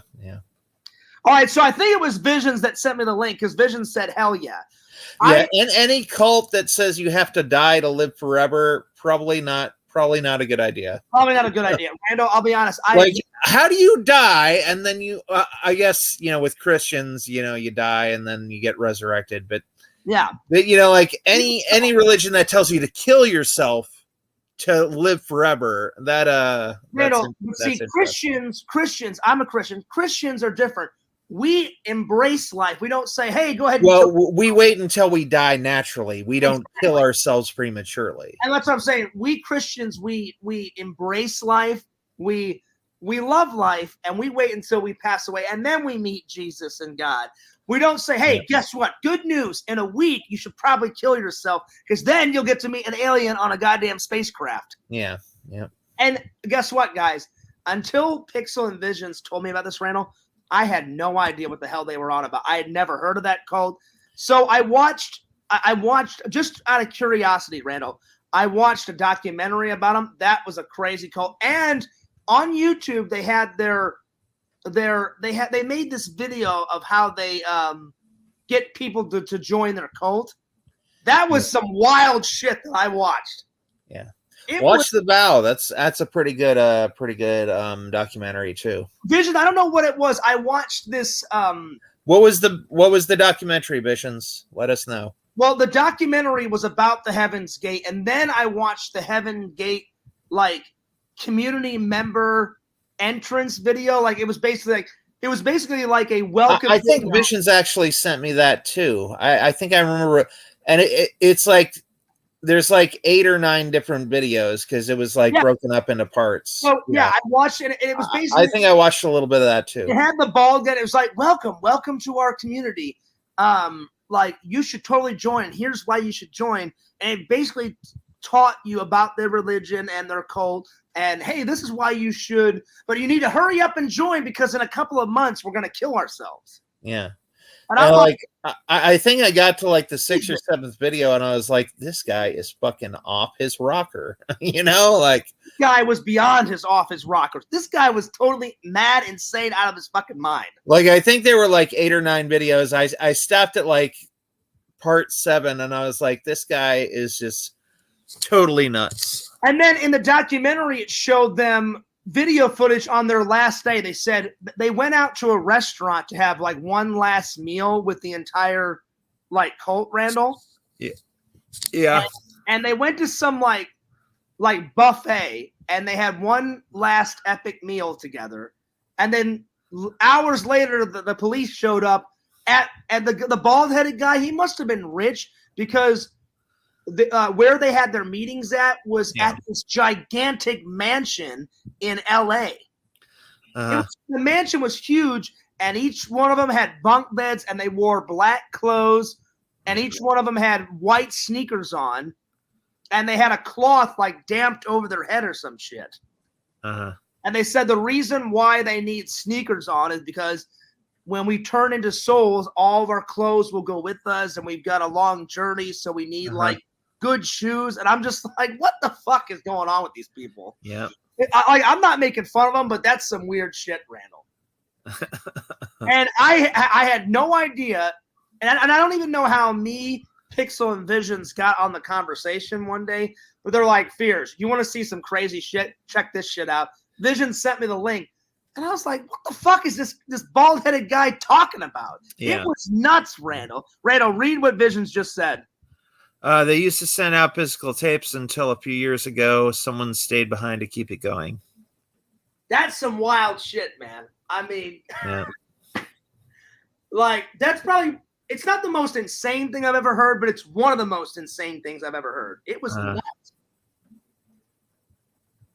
But yeah. Vision says, pretty rude to stuff yourself in a buffet before ending it all. Imagine a house full of people with fresh dumps in their sweatpants. Oh my God. Oh my God, Visions. That is so dark. Listen, Randall, I love Visions like a brother, but that's fucking deep. That's dark, man. Yeah. Oh my God. But he's right, Randall. I mean, right before you die. Well, you know, when you die, you lose bladder control. That's why dead bodies stink so much. Right? Because like you have muscles in your body that keeps the poop and the pee, and when you die, those muscles get released. That's why dead bodies stink so bad. And also someone told me, I don't know who told me this, someone said once you die, your fingernails keep growing, boogers in your nose keep Well, forming. actually, yeah, nails and hair continue to grow like 3 months after you're dead. And then also what a lot of people don't know is that there is still an electrical charge in your brain that takes about 3 months to dissipate. That's why I don't want to be cremated, because I'm thinking to myself, well, what if I die and I'm still alive in my brain, you know, and then they put me in like a cremation, and it would be like being burned alive. That's why I want to be buried. You know, because that electrical charge, who knows what that is? You know? Right? There you go. Yeah. Someone told me, I don't know if this is true. Someone said, I knew about the nails still growing and the hair. Someone told me, I don't know who it was. Someone said when you die, like boogers, like in your nose, they keep forming, keep growing and shit. And I was like, well, I mean, maybe. I have no idea. Yeah. But yeah. Visions, listen, that was funny. I feel bad for those people dying. Yeah. But Randall, you have to admit that was some funny dark shit. Yeah. As soon as you said that, I was like, oh man, oh my God. Yeah. Anyway, I forgot how we got on this conversation, Randall, but oh man. We were talking about the Hale Bop thing. Oh yeah. And I think my comment was like, what if movies are preparing us for like other universes and aliens to come to the you brought up the cult. You brought up the cult, and then it reminded me of the Heaven's Gate cult. Yeah. No, I brought up the space aliens and stuff, and then you brought up the comet, and then actually no, I think we were talking about the documentary. We were talking about how I met that girl at karaoke, and she was on Sequest. Yeah. And then someone, I don't know if it was Chicken Wizard or Visions or you, someone said cult. And the minute someone said cult, that reminded me of the Heaven Gate thing. And a lot of people say the Jehovah's Witnesses are a cult. They're not a cult. Every bad thing that I've heard about the Jehovah's Witnesses, I have never seen ever. Well, Randall, that's like one of the things that they say is they separate you from your friends and family. They haven't separated me from any of my friends, any of my family. exactly. Because if that was true, Randall would have been separated, and we wouldn't be friends anymore. Yeah, there's tons of things about Jehovah's Witnesses that they say that is categorically not true. So, Randall, it's probably a bunch of idiots just making fun of your religion. So fuck those people. Yeah. Fuck those people. A lot of people make fun of Christians, and I don't let them get to me. I'm like, well, you don't have to be a Christian. I'm proud to be a Christian. Fuck you. I don't care about your comments. Now, there was a Pentecostal church that I was going to, which had all the signs of a cult. There's 4 signs of a cult. The 4 signs of a cult is they separate you from your friends, family, money, and possessions. And that Pentecostal church I was with was doing all that shit. Well, and then I read this book that explained it, and I was like, this is a cult. I need to get out of here, because these people are doing all the poor things of a cult, and I need to get out of here quick. Well, Randall, I remember when you told me that story, and I was like, thank God you got out of there. Yeah, because they were separating me from everything. They took my laptop, and it's because Randall, I don't want to see a news report saying, yeah, I joined this church, and then I died, and I had sneakers, and then my soul is going to go to. But if I die, I'm getting $300 sneakers first. $300 sneakers. They bought. If you're gonna go, Randall, at least they bought 3. I'm gonna get some Nikes before I die. Yeah, Randall, they bought $300 worth of Nikes just to lay in a bed and die. Yeah. Some weird shit going on out there. Yeah. Listen, I try not to make fun of anyone, but you have to admit, Randall, in life, there's some weirdos out there. Yep. I don't like to make fun of anyone, but there are some weirdos out there. Yeah. And it's sad that somebody convinced all those people to commit suicide. Yeah. That's horrible. That's absolutely horrible. Yeah. But I got to admit, I think Visions gets the best joke of the night, because the minute I read that, Randall, I was like, wow, that's dark, that's deep, but by God, is that fucking hilarious. So Visions, that was pretty good. It's good. Yeah, we were talking about the Flash, and somehow we broke off of that. But I don't know. Someone said cult, and that reminded me of that. So let's get back to the Flash. Yeah. Wait. So you said those are your 2 scenes. I told you my favorite 2 scenes. What I didn't like about it, you said, was I have to agree with you, Visions, LC. Not all of the CGI was bad, but some of it was bad. Yeah, there were some good CGI shots. I think one of the main reasons was they said that this movie had been in the pipeline for about 4 or 5 years. Yeah, and normally it takes about a year to 6 months to a year to make a movie, but there were so many problems with the lead actor, Ezra Miller. He has just been raising fucking hell all throughout the production. He was choking people. Yeah. He took some people over to his house, and he had drugs and guns lying around. And he got arrested multiple times for punching people at a karaoke. He was fucking all over the place. He was good in the movie, though. He's good in the movie. LC said you have to separate the actor from the real guy. Yeah. As an actor, he's a good actor, but he's been going fucking nuts in real life. I agree with what Vision said. If you scroll back in the chat, Vision said the guy sounds like a real fucking jerk. He's worse because that guy's into pedophilia shit. Yeah. He kidnapped people. To quote Pierce, this guy was going fucking ballistic. He was going fucking ballistic, and probably still is going fucking ballistic. Yeah. He's doing pedophilia shit. He's robbing people. He's holding people hostage with guns. I don't know what the fuck this guy's on about or what the hell he's doing, but the guy's not right up here. He's all over the place. He is all over the place. Listen, and LC made a very good point. All the crazy shit he's doing is affecting the film, and it affects Michael Keaton. It affects the what's the girl's name that played Supergirl? I don't know. I think her name is Sasha Calle. Randall, she is smoking hot. You like her? Yeah, hell yeah. She's dude, she is hot. Fears would die a happy man to date that version of Supergirl. My God, she is smoking hot. You know, she doesn't actually have those muscles. You know, those are like muscles that they put in the suit, right? I don't care, Randall. She is gorgeous. Yeah. Like I like her. Like I like that short little haircut she had. She had a pretty face. She Yeah. seems really not. Oh God, I would be honored to date that girl. And that was one of the things that really scared me about the movie is I heard the movie was going to be woke and that Supergirl was going to be like a total badass beating everybody up. But actually, no. In the movie, she fails multiple times. So it's not like, oh, it's the girls are better than everybody.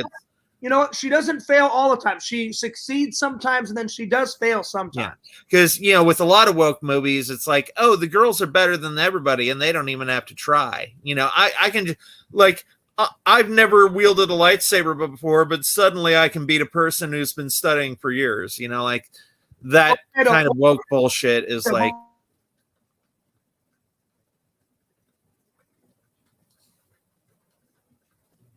Randall, what's that Supergirl? What's that girl's name? I think her name is called Sasha Kaye, I think. If that's really her name, she's drop dead gorgeous. Yeah. Gorgeous. Yep. Anyway, so is there any other thing that you didn't like about the film? No, like I said, I would get it an A+ for effort with how many cameos and with how much. I mean, one of the things that I really give it props for is bringing Michael Keaton back. I think that was. Oh yeah. I think that was like again. That's why I'd give it an A for effort because you brought Michael Keaton back for one last hurrah. Mm-hmm. He gets his time in the sun again. I thought it was really Randall, I told LC this. Despite that crazy guy doing crazy shit, he was a good Flash. But Michael Keaton steals the show, man, as Batman. I don't care that he's 71. He is kicking ass and taking names as Batman. Yeah. So good. So good. And then LC brought up this. What do you think about this? In like 2 or 3 years, have Michael Keaton come back, play an older Bruce Wayne, and do the Batman Beyond cartoon. You know that cartoon, but do it in like movie format. What do you think? Yay or nay? Well, they were going to do that a long time ago around Batman Forever. They were going to have that. There was a filmmaker called Bose Yatkin, and he made this football film called Remember the Giants. Yep. And they planned it, but it didn't pan out. But I think Michael Keaton would be great for a Batman Beyond. Okay. Definitely. I don't care which young guy they get to play the new Batman in Batman Beyond, but me and LC were 100% positive. Have him play an old Bruce Wayne. Yeah. Like, you know, in the cartoon, he walks down the stairs. Because when I was a kid, I watched Batman Beyond. And the first time you see Bruce, I think he either opens up a door and walks in or he walks down some stairs. He walks in. He's got like a black suit on. He's got a white beard with white hair. And he's walking with a cane. Uh-huh. And I love that cartoon. I need to get that, Randall. I need to get that either on Blu-ray, that cartoon, or at least on DVD. I remember there was an episode of Batman Beyond where Bruce was hearing voices. Yeah. And then at the end of the episode, he's talking with Terry McGinnis. Terry McGinnis is the new Batman. Mm-hmm. He was talking with Terry McGinnis, and Terry McGinnis is like, how did you know that those voices were like just like radio waves? And he goes, because in my mind, I don't call myself Bruce Wayne. You know, I call myself somebody else. So Randall, real quick before you, because I'm going to end this soon, because I'm getting tired, and I the last time I ate. Before we go, I do want to ask you one thing, because I'm going to end it soon. Because the last time I ate, I didn't even really get to have dinner. All I had was some popcorn and soda. So I'm going to make myself some dinner. You told me you had some Crunch Bars and some Three Musketeers and some Reese's Pieces. You said you had like a diabetic dinner. That's Randall, for dinner. I did have 2 slices of pizza. I went to a restaurant and got 2 slices of pizza. I'm joking, everybody. But I need some more food. But I need to show you something real quick. Yeah. So I still have this that Visions gave me for you. Uh-huh.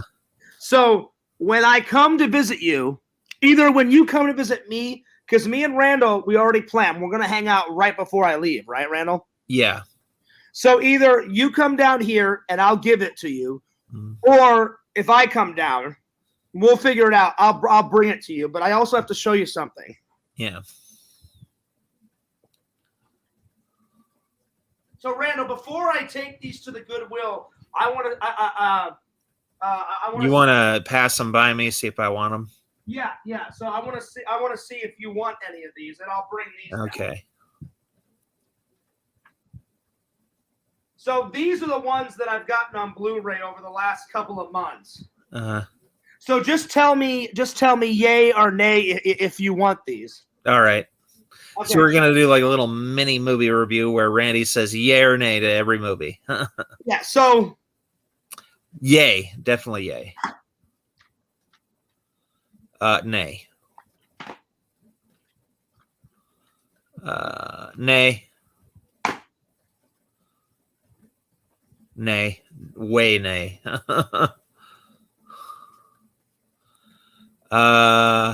Who's in that? Cameron Diaz and Ashton Kutcher. Nay. Yay. Yay? Yay. Because I'm gonna make a pile for them. The ones you want. I'm a big zombie fan. Yeah. So Randall, the ones that you don't want, in a couple of days, I'm gonna take these to Goodwill. Was that all of them? No. All right. So in a couple of days, the ones that you don't want, I'm gonna take to Goodwill and get rid of them. Okay. The ones that you do want, I'm gonna save and either when you come down, I'll give them to you, and I'll give you the Visions cup, or if I come down. So, all right. Yeah. And then Vision says do a giveaway with the extra. What is that? I could do a giveaway. I could do that. Yeah. What is this? Oh, the Great and Powerful Oz. Yay. You want that one? Yeah. It's directed by Sam Raimi. Yeah. Nay. Nay. This is the extended one, Randall. Nay. Okay. Nay. I hate westerns. It's an action western. I think you should watch it. It's good. I've seen it. I wasn't a fan. Okay. I already have that one, but yeah, give that one to me just so I can have a copy. Okay. Because that one was a really good movie. That was way. It was. It was good. Yeah. Yay.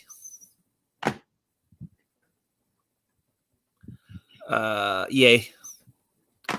Yeah, Meg Ryan and the guy in that movie Hugh Jackman were really good in that movie. Yeah, I love Kate and Leopold. It's a great romantic comedy. They had a lot of chemistry too. They had a lot of chemistry. They did. All right. Nay.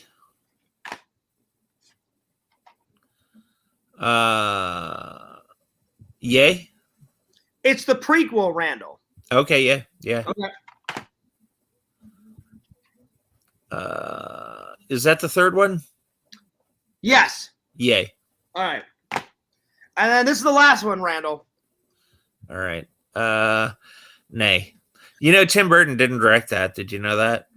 He created. Are you sure you, Randall? It's a collector's one, and it's got this nice, like, kind of. No, I can't have that because I don't celebrate Christmas. Oh, that's right. And Yeah, Halloween. that's right.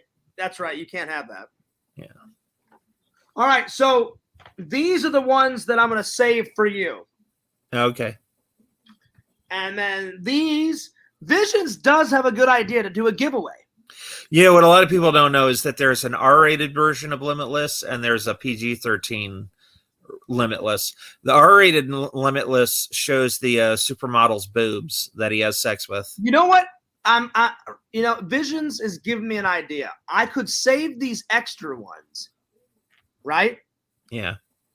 And because Randall, yesterday I mailed out Visions, the Dudes, and Yakov's meme presents. Uh-huh. So Yakov is going to have to wait like 20 days because I've never mailed anything to another country. And Yeah. they said 15 to 20 days. So I filmed myself putting together the meme packages. Visions and the Doodle get theirs in like 3 or 4 days. Uh-huh. So I've got an idea. I think the next, what do you think about this next idea for a contest? The first one I did a meme contest. Yeah. And Visions was so close. I loved Indiana Fears stealing the pinhead. Did you see that one? No. Oh, hang on. Let me get the photo of it, Randall. It's fucking great. It is by far great. Oh, wait, by the way, Randall, have you seen this yet? Watch this. Randall, are you ready? You ready? All right, I'm going to put it on me just for a few seconds. Visions knows what I'm about to do. So, Randall, do you remember that Candace girl that made some Fears Man digital art for me? Yeah. Well, she sent it to me, and she said, Fears, I spent 3 weeks on the computer. She asked me to send her a selfie, Randall. So I just took a selfie, right? Uh-huh. Mailed it to her. Yeah. Oh, well, I messaged it to her. Yeah. Because she follows all my social media. 3 weeks goes by, and I'm not saying that I don't like your drawing. I told the fans my 3 top favorite drawings of Fears Man ever is, of course, Randall's, because that's the first time I've ever seen Fears Man. I mean, besides my little doodles, Randall, that I did like when I was a kid. But your doodles are way better than my doodles. And Randall, you've seen some of the original doodles. Remember? Yeah. So Randall would probably be my favorite drawing of Fears Man. My second favorite was the one that Candace did for me. The third one is when Debbie did Fears Man, and Fears Man makes a cameo in the Tommy NC 2010 comic book, which I'm going to buy when I get back from my vacation. But Randall, I had an idea. Because I love Fears Man so much, and Fears Man deserves this, I grabbed the photo and I blew it up into poster format. Randall, say hello to the Fears Man. Look at that. Da, da, da. That's pretty cool. Is that not awesome, buddy? Yeah. Here, let me, I'll bring you over there. Visions was excited. You know, like yesterday, he was like, oh, wow, Fears, that's a big poster. I was like, oh, yeah, 23 by 26. So watch this, Randall. You watch this, Fears. No, Randall, you watch this, buddy. Look at this. Randall, look how big this thing is. Look at that. How epic is that, Randall? Randall, are you even watching? Randall. Yeah, I'm watching. I saw it. Yeah, it's pretty cool. And look, she signed it. Yeah. Doesn't it look exactly like me? Yeah. But Randall, I'm serious. When you come over to my house, just seeing You're gonna give it to me. Yeah. No, that will always say about Randall. Just seeing it does not do it justice. Like being 2 seconds away from it, it's epic, buddy. When you get over here, yeah, it's massive. Trust me. Anyway, let me show you something, Randall. Let me put my computer down real quick. So Yakov was the winner. Yakov was the winner of the contest. But I'm telling you, Visions was so close to.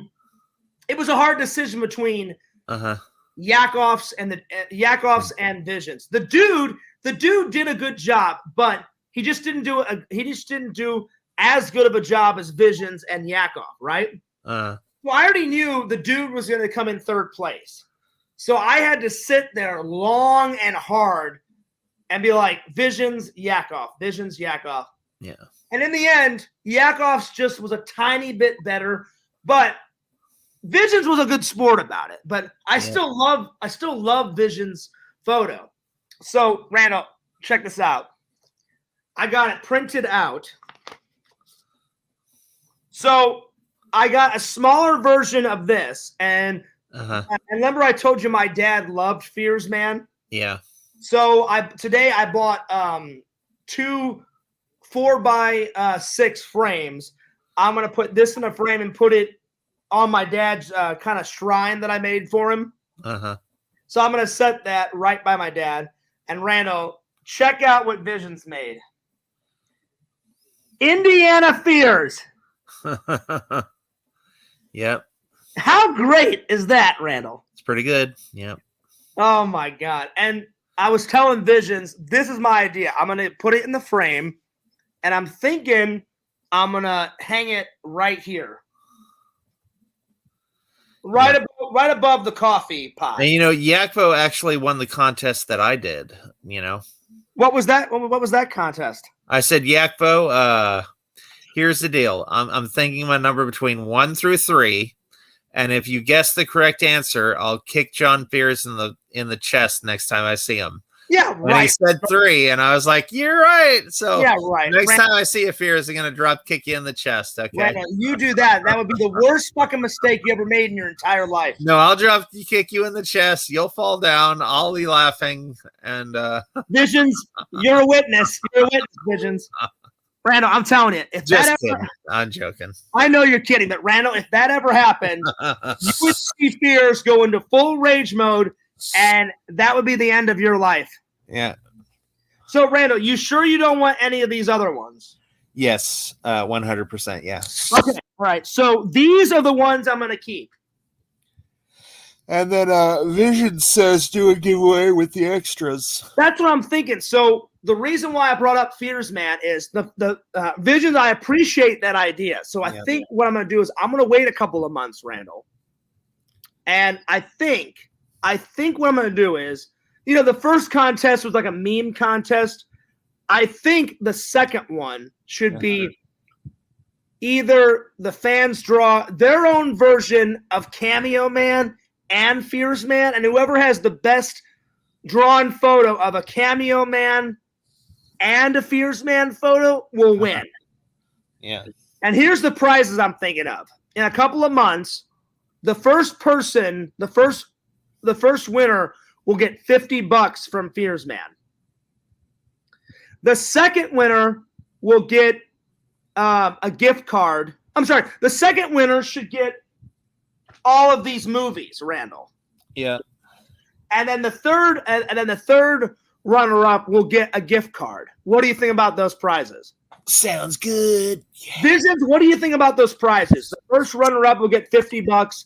The second winner will get all those movies that you told me to save. And then the third runner-up will get a $10 gift card, Randall, from the BK Lounge. What do you think? Visions, what do you think? Visions, what do you think? Yay or nay? Vision says Randy would be a mile away by the time you caught your breath. That's not true. That's not true.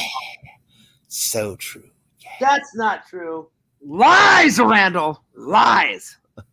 So before we go, I wanted to talk about Dune 2. Did you see Dune 1? Well, you said you wanted to ask me a question. What was the question? That was the question.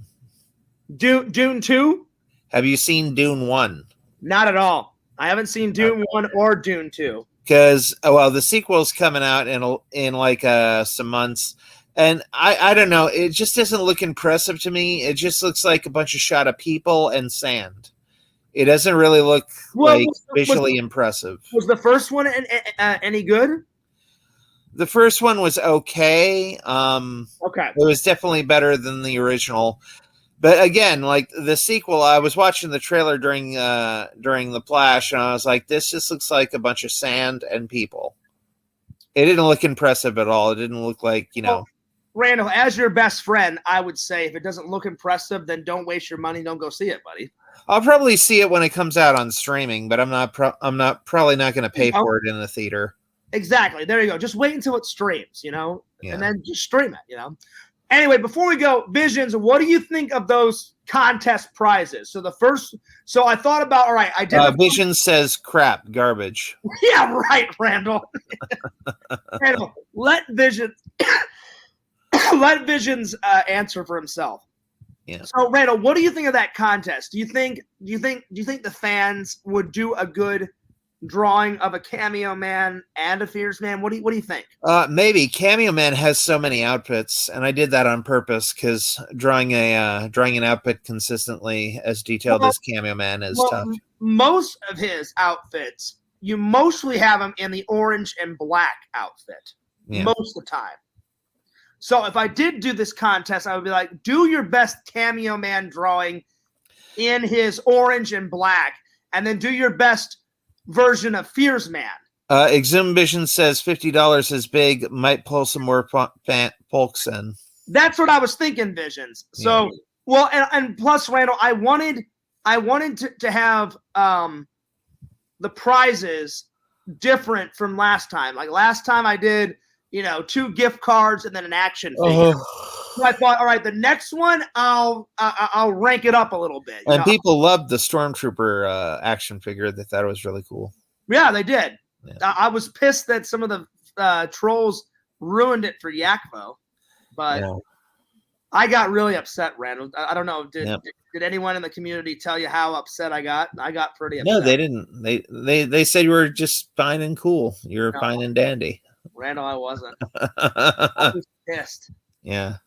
Let's put it this way. I was so pissed. I've never seen Visions perturbed or a little steamed. I was so pissed. Visions said, "Hey, Fears, you need to chill the fuck down."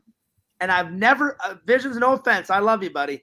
I've never seen, it kind of scared me for a second. Randall, you've seen me get mad before. Yeah. But I've never seen Visions get mad at me. He wasn't really mad. He was a little perturbed and he was a little concerned. He literally said, "Fears, if you don't calm the fuck down, I may cancel the trip." And I was like, and in my mind, I was like, oh shit, man, I don't want the trip to be canceled. And then he was like, well, then calm the fuck down then, Fears. And it took me a couple of hours to calm down. And then I went on stream, Randall, and I apologized. I'll never apologize to the trolls. Fuck them. But I apologized to Visions. You should apologize to the trolls. Forgive them. Never. Just forgive them. Never, Randall. Be a true Christian and just forgive everybody. Listen, I love God, Randall, but in that aspect, I'm going to be like, you know what, God, they don't deserve an apology. I apologize to the people that deserved an apology. Oh, Vision says apologies is big, might really pull some more folks into it. That's what I was thinking. But anyway, I apologize. Hang on, Randall. I apologize to LC and his Discord, and I apologize to LC. And I said, all my loving and loyal fans, I apologize. And I felt bad, Randall. I did. I mean, I was pissed. Yep. I mean, I went off the fucking deep end. I was like, fuck you guys. It's supposed to be a surprise. Fucking die, you goddamn motherfuckers. Fuck. Piers was so PO'd, he had a PO box. Yeah, exactly, Randall. I mean, I was pissed. I said fuck you like 4 or 5 times, and then that's when I saw Visions go. You never curse, Spears. What are you talking about? No, it was bad, Randall. It was bad. I feel bad. I'm serious.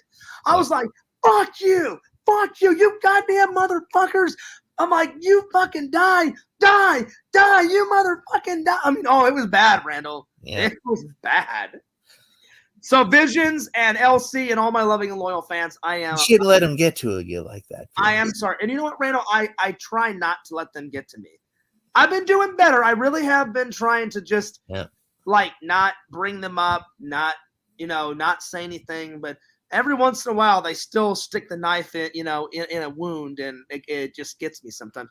I really wanted to make it a surprise, though. Yakov was really excited, and I didn't tell anyone, and I don't know how they found out.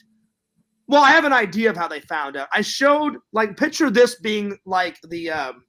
Yeah, you showed the back of the box. Which, I never thought in a million years they would figure it out by the back of the box, Randall. You know what I'm saying? Yeah. That's why I didn't show the front. I thought, they'll never get it. So it was partly my fault. I wish I would have never shown them anything. What really happened was I sent Visions. I sent Yakov a photo of it days before the stream. I said, Yakov, I know you said you wanted a Stormtrooper. I'm thinking about getting you this one. And I said, here's a picture of it. What do you think? And he went, oh, Fierce, that guy looks epic. Yeah, he goes, yeah, go ahead and get me that one. I went, all right, fair enough. I'll get you that one. So, yeah. But anyway, so that was my idea, Randall. So I wanted to up the factor of the presents. Uh-huh. So when I do the best drawing contest of Fears Man, $50 for the first contestant. Yeah. The first winner. The second one will get all those DVDs, and then the third one will get a $10 gift card from the BK Lounge. What if I draw the best picture of Fears? Then you'll win, $50 Randall. for me. Randall, then you'll win. I'm just kidding. I'm not going to enter. Well, Randall, you can enter if you want to. In a couple of months, I'm going to tell everybody. So I'm thinking about in 3 or 4 months, I'm going to do another contest. Okay. And Visions, you are right. Visions said $50 is big. Might pull in some more fans. That's what I want. I wanted to pull in more fans. I want more interaction. I want to give back to the fans because the fans have given me so much stuff. Visions knows what I'm about to say. Randall, Visions has went above and beyond as a fan. I don't even consider him a fan anymore. I consider him a really good friend. Well, Visions has always been one of your biggest supporters. Exactly. Yeah. Exactly. And I respect him, and I always appreciate all the free stuff he's given me over the years. He's given me so many ideas. Randall, he's given us ideas that we've put in Fears Man. Uh-huh. You know what I'm saying? Yep. So, Visions, I can't thank you enough for all your loyal support, buddy. You're a good guy. You're a good friend. And, Randall, that's why I was scared that he said, oh, Fears, I'm going to cancel the trip. Because I cannot wait to meet him next year. Can you? I honestly cannot wait. It's going to be so much fun. Mm-hmm. That trip is going to be so much fun. Yep. Like, we've already planned, because we hate Matman. Vision, I don't know how we're going to do it on camera, but Vision sent me a video one time, Randall. He printed out a Matman photo. Yep. And I guess he duct taped it to like a tree. Uh-huh. And Visions is he likes to go gun shooting. He shot a Matman target with like his shotguns and his like magnums and shit. Uh-huh. And I was laughing hysterically. Were you, Fears? Were you? But see, I told Vision, I said, well, whenever we do the vlog, when I come, I can't put Matman in there because Matman's a little baby back bitch. And one, I wouldn't want to put him in my vlog anyway because he's so sick and disgusting. But two, even if I did, if we printed out a photo and put it on a tree and say, hey, Vision, let's go gun shooting, he'll take the stream. He'll take the vlog down. You know? So we'll have to think of something, Visions. But, Randall, we've already planned a bunch of stuff. Vision said he's going to try to beat me in miniature golf. And I'm like, all right, the challenge is set. We're going to go check out all the Goonie locations. And then he said where the same area where they filmed the Goonies. Remember that Arnold Schwarzenegger movie, Kindergarten Cop? No, what was that about? You've never seen that movie? Ever? No, what's it about? Really? Wow. Yeah, don't even go there. You've seen it. I could have said. I'm like, wow, buddy. Maybe it's a tumor. It's not a tumor. Not a tumor. It's not a tumor. And then Randall, who is your daddy and what does he do? You know? Yeah. Vision said the school where they filmed that is so close to not all the Goonie locations, but some of them. Uh-huh. He said most of the Goonie locations, some are in Portland and some are in Astoria. But he said Astoria is like super close to Portland. Astoria of what? Astoria. Astoria. The city, what? Randall. Oh, okay. You're fucking with me. I know you are. You cheap bastard, you. Bastard, Randall. What are you talking about? Wait, is that Randall or is that Quentin I hear? You know? What are you talking about, man? Anyway. Yeah. Anyway, Randall. But no, I think that's what I'm gonna do for my next contest. Yep. So do you like the idea? Yep. Awesome. Yep. So Randall, do you think I should have them focus on one drawing or both Cameo Man and Fierce Man? What do you think? Oh yeah, Cameo Man and Fierce Man, that'd be interesting to see. Okay. Fair enough. I originally based the new Cameo Man outfit on the Christian Bale Batman outfit.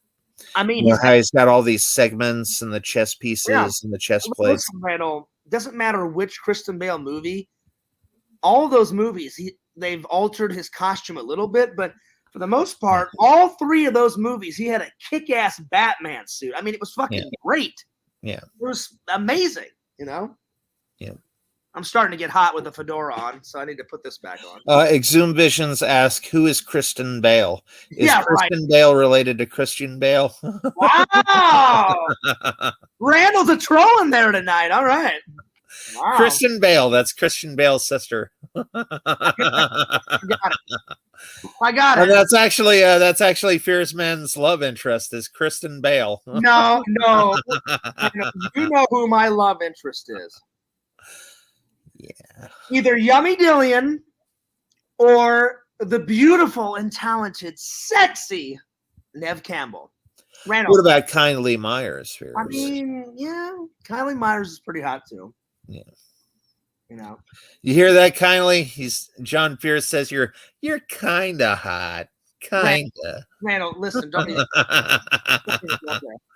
Kinda hot, kinda sorta. Randall, she's hot. She's hot. I'll give her that. She's hot. Yeah. But she's not as hot as Nev Campbell. Not even close, man. So yeah, you heard it here. It's gonna be a fight between Kindly Myers and Nev Campbell. And Randall. the prize is John Fierce. Yeah. Let's see him duke it out. But Randall, Who will win? Listen, only in my wildest dreams. It would just be an honor to meet Nev Campbell, but I'll be honest. I would be honest with her. If I ever met her, I would get it on camera and say, Nev, listen, I'm a big fan of the craft. I'm a big fan of all the streams. I have a confession to make. And then she would say something on camera like, oh, like what? What's the confession? I'm like, you were my first celebrity crush, and I still think you're beautiful. I still think you're talented. She would probably think it was adorable or cute or something, but and then you'd go, hold on. But yeah, yep. I mean, Nev Campbell's hot. And then you would say, Nev, I love you so much. I even love your soup. I bought like 500 cans of it. Nev Campbell soup. Yeah. So Randall, who was your very first ever celebrity crush? Ever. Very first ever? Well, one of them was Amy Jo Johnson. Oh yeah. But there was another one. Her name was Patsy Kensit. Who? Patsy Kensit. She played Rika Vandenhaas on Lethal Weapon 2. Oh yeah. Yep. He was super smoking hot. Randall, guess who's here? The great Yakovich is here. Yadakov. Hey, Yakvo. Okay, so we're gonna do a contest. Guess a number 1 through 3, and if you guess the right number, I'll drop kick Fierce in the chest next time I see him. So a number 1 through 3. So it could be 1 or 2, or it could be the number 3. Yeah, whichever one it is. I told Randall that was the worst fucking mistake he ever made in his entire life. So yo. Yo. Oh, Yakov got it right. That's yeah, right, Randall. Whatever. Yeah, whatever.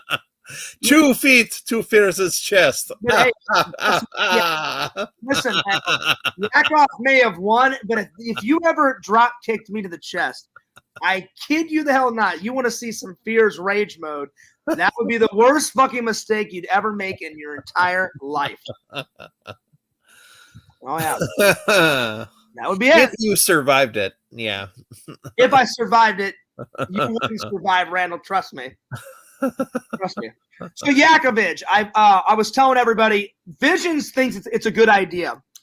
I'm gonna wait about 3 or 4 months, so maybe around my birthday, October, November, I'm gonna do another contest, and I've upped the ante of the gifts. So this time, instead of a meme contest, I'm going to do whoever does the best drawing of Fierce Man. The first runner-up will win $50. The second one will win. This was Vision's idea. All of these movies, and then the third runner-up will get either a $10 gift card to the BK Lounge or a $20. I haven't decided, but we should get Yakovich in here. Yeah, he should be. But Yakov, what do you think? Well, I'm gonna end it soon, Randall. I'm getting tired. So Yakov, what do you think? What do you think? What do you think of that contest idea? You will do whatever I tell you to do, Fierce. Yeah. That chance of that happening, Randall. But what do you think, Yakov? But Visions, I want to thank you. I think that was a good idea because Visions like, well, Fears, why would you take him to the Goodwill when you could make a contest out of it? Do it as a giveaway. And I was like, that's a great idea. Anyway. Sounds like a plan. Sweet, Yakov. Nice. Well, Randall, I actually am going to let you go because actually, Randall, let's end it with, I've been wanting to talk about the Indiana Jones legacy for the last 3 days now. So let's talk about that and then we'll end it. So what does the Indiana Jones legacy mean to you? It was a great series. I think they should have ended it at 3. I was hankering and craving a number 4. I did not like the way 4 turned out, though. I like certain scenes out of 4, Randall, and certain scenes I don't like. There actually is some good scenes out of number 4, not the whole thing. I totally agree with you. I think they should have ended it at 3. Those 3 sequels are amazing. Randall, what's your favorite film out of all of them? I have to say Last Crusade. Well, do you think it'll change after you see the Dial of Destiny? Or No, I doubt it.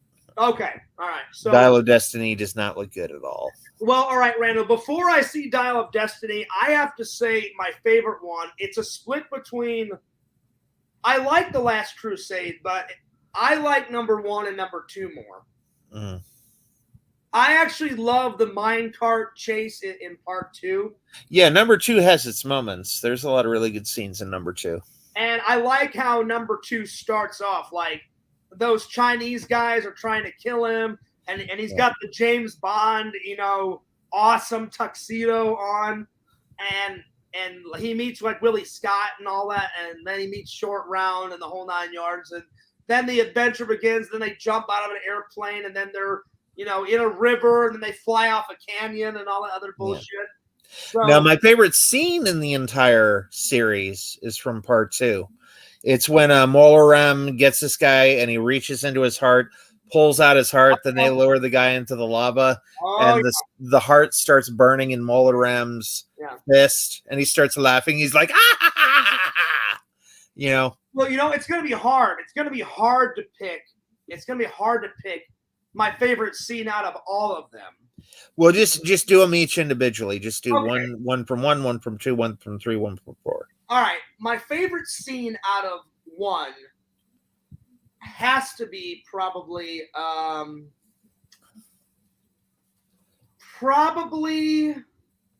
when those FBI agents show up and they're in the I guess it's a library, right? Yeah. They're in that like library / college room, like where they have like big discussions. Uh-huh. And they're asking Marcus Brody and Indiana Jones about like who Mr. Ravenwood is and who Marion is, and then they start talking about the Ark of the Covenant, and he describes like the crystal and the staff and all that. That's probably my favorite scene. That whole scene of that discussion and them getting excited about, oh my God, like the Nazis have discovered the city of Tanis, and Tanis is one of the possible resting places of the Lost Ark and all that. That's probably my favorite scene out of number 1. What's your favorite scene out of number 1? When the Nazi's face melts off. I thought that was hilarious. All 3 of them at the end? I like, from number 1, I like it when the Nazi's face melts off when they open the Ark of the Covenant. No, I'm saying, do you like it when because there's 3 faces that melt off. There's the guy in the black fedora and the black suit. Yeah, that guy in all green. Yeah. And then there's the guy with the headdress on, his head blows up and all that. Yeah. Do you like all 3 of those, or do you like a certain face melt? Just the Nazi one. The Nazi one, okay. Yeah. All right, what's your favorite scene out of number 2? And then I'll go. Favorite scene out of number 2, again, when Molarem takes out the guy's heart and it burns up. Favorite scene from number 3.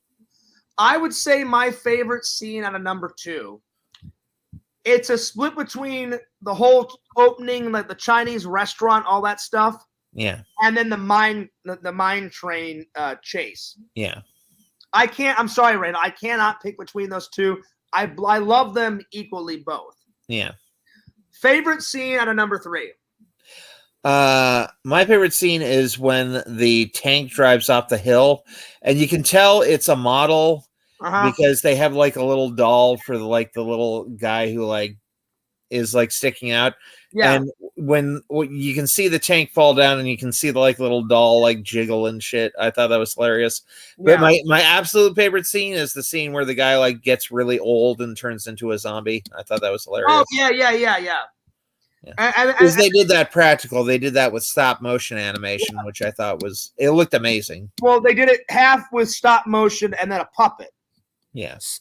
And I like the ghost reaction. The ghost like, he chose poorly. Yeah. My favorite scene out of that is when they shoot Henry Jones's dad, and he says, it's up to you to find out what you believe in. You know, the healing power of the Grail is the only thing that'll save your father. And then he opens up his dad's journal, and he starts reading the clues, and then he goes through the traps. That's my all-time favorite scene out of number 3, by far. Favorite scene out of number 4? I like this scene because it was so ridiculous and it would never happen in a million years. Like when Indiana like gets in the refrigerator and then it gets blown up. Because like here's what would happen in real life. That would have been like being in an oven with that with that refrigerator. That would not have saved you from a nuclear blast. That would have cooked you like an oven. You would have been an Indiana Jones TV dinner if that actually happened. Well, that was an atomic bomb. Yeah. That probably would have vaporized the kitchen and everything within 100-mile radius. No one can survive an atomic blast. Yeah. But it is a cool scene. So that's the thing. Like back in the 50s, they said, "Oh, just duck under your desk and cover your head." That would not have saved you from jack nor shit. Yeah. It would not have saved you. You would have been crispy. That's your favorite scene. Yeah. All right. I would say my favorite scene out of number 4, probably the motorcycle chase, or no, hang on. I'm going to pick one. Give me 1 second. I would say when he meets his son Mutt for the first time, and then they're in that like malt shop. Yeah, like the Five and Diner place. It's like the Five and Diner malt shop, and they're talking about the Crystal Skull legend. All of a sudden, those two KBG agents.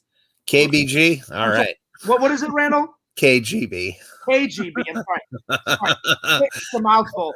KGB agents show up and say, "Give us that letter," and then he just like motions to Mutt. He's like, "Hit this guy hard," and he's like, "Who?" He's like, "Hit Joe College over here hard," and then he goes, "Here, hold this," and then he starts a fight, and then he takes like a pitcher of lemonade, like an ice pitcher, and smashes it over the guy's fucking head. Yeah, and then the greasers are battling the like Joe College guys with the Letterman jackets on. The jocks, yeah. The jocks, which leads into the motorcycle chase. Yeah. That's probably my favorite scene out of the whole. There was a good give and take during that scene. Like during that scene, like, you know, Mutt really wanted to drink a beer and he like takes the beer and then like Indiana like takes the beer and puts it on the thing and then he's like, "Where the hell did my beer go?" And then he gets another one and Vision says, sign them and hug them and kiss them and then send them out. Listen, Visions, I'll sign each one, but I won't hug and kiss them. So Yak the Cobb has a few. He gives us his favorites. So he says, Randall, read them all. He says from Raiders of the Lost Ark. He says mine is when they open the Ark and they all get owned. He says from Temple of Doom, it's the scene where Randy described for the sacrifice. Good choice. Oh yeah. Number 3 for me is when he's going through the trials before the Grail. Oh, and then number 4 is the termite ant plot, the part where the soldier gets eaten by the ants. Oh, yeah, that's a good scene. And then Yak the Cobb is throwing some shade at me. He says, "I could survive an atomic blast." Yeah. Well, Randall, he is Yakbo. He is Yakbo. Yeah, goes great. What are you talking about? He's a great guy. He is great. You know what, Randall? I don't know if you knew this. Me and Yakov squashed our beef. So we are friends now. It's hard to imagine, but we are friends now. And I agree with Yakov. I think he could survive an atomic blast, Randall. Yeah. And Yakbo says that his favorite out of the whole one is the Temple of Doom. Yeah. So Temple of Doom's pretty good. Yeah. But Randall, getting back to my original question, what do you think? What does the legacy of Indiana Jones mean to you? I don't understand the question.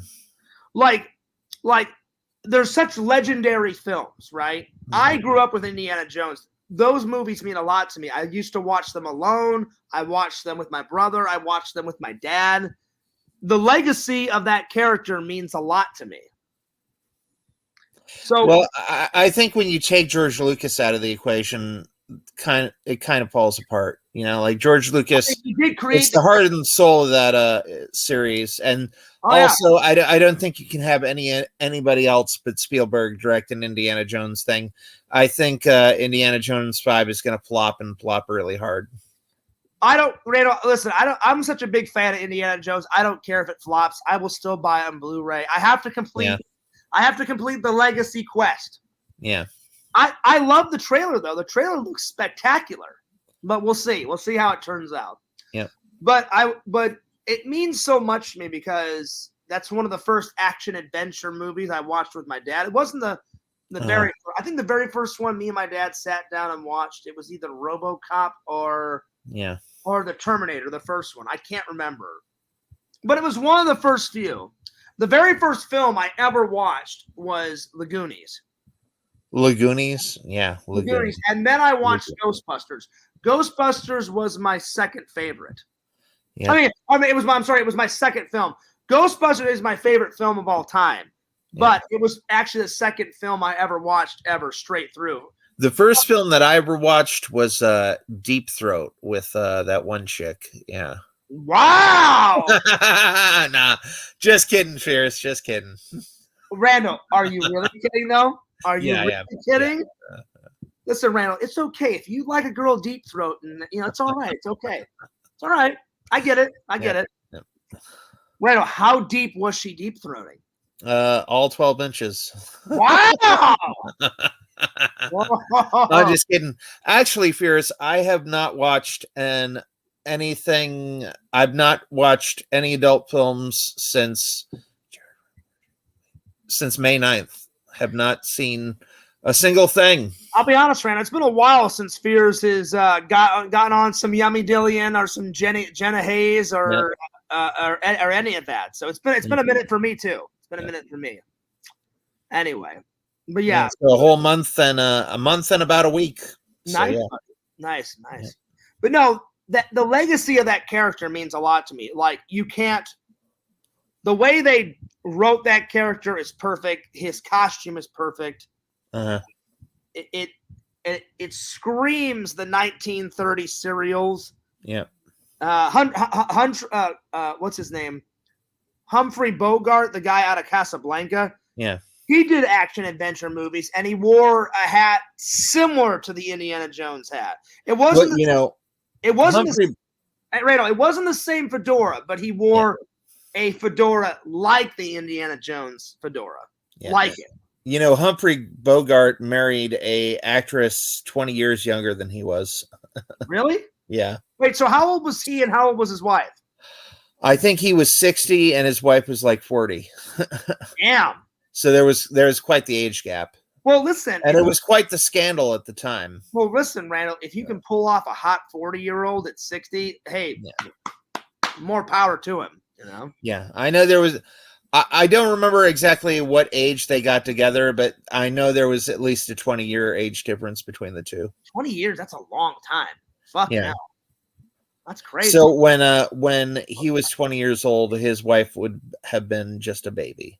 Damn, that's nuts. I know, right? Insane, Randall. Crazy, yeah. Pretty nuts. All right, so Randall, I will save these movies for you. The other ones, I'm going to take Yakov's advice and put them in the contest. Yeah. And Yakov, I will drop kick Pierce in the chest for you. And Both feet.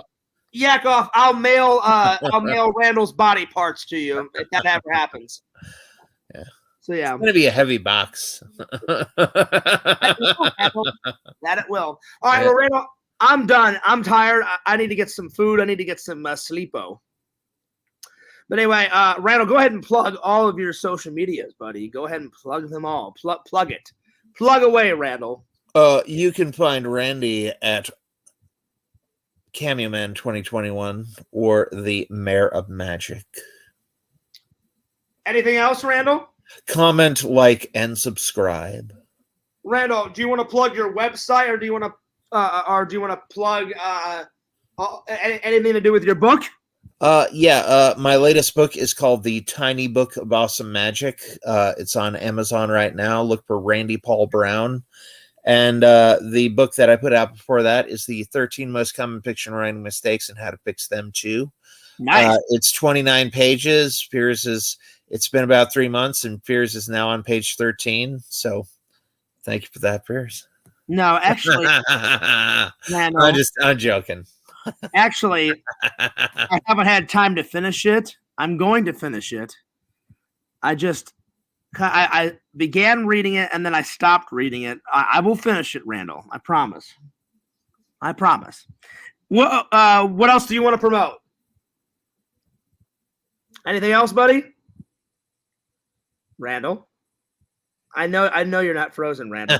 No, nothing else. All right. Well, I appreciate that. Well, Randall, thanks a lot for coming on the show, buddy. You know it, man. You know it. Thanks a lot. Anyway, I'm going to end this on my own, Randall, so I hope you have a wonderful night. I'll call you tomorrow. All right, I'll be here. Oh, Randall, real quick, I think we're going to have to find somebody else to voice Cameo Man. It's not that Mike doesn't want to. Cameo Kid. I'm sorry, Cameo Kid. It's not that Mike doesn't want to do it. I have tried to get a hold of him. I have emailed him. I've called him. I think he's just busy with his wife and his family because I haven't been able to get a hold of him at all. Well, you know what? Give me his address, and I will drive on down there, and I will beat the living crap out of him. So, Randall, if I don't get a hold of him in another week or two, let's just find someone else to do the voice, all right? Okay, yeah. Or maybe Yakvo could do the voice, yeah. Maybe. Or I could just play Cameo Kid. Yeah. You know, we'll figure it out, Randall, but I'm going to give Mike another week or two, and I'll try to get a hold of him. But if I can't get a hold of him, I mean, we got to get Fears Man out. I would love to get Fears Man out before I leave for my vacation. I would love it. Anyway, I'm going to let you go, buddy, all right? All right, man. All right, I will see you later, Randall. I hope you have a nice evening. And I want to thank Randall for coming in. Randall, peace out, buddy. Peace. All right. There we go, guys. That was Randall. So I got to say, pretty good stream tonight. Went pretty long. I haven't done a long stream in a while. We went 3 hours, almost 4 hours, because it says for 3 hours and 56 minutes.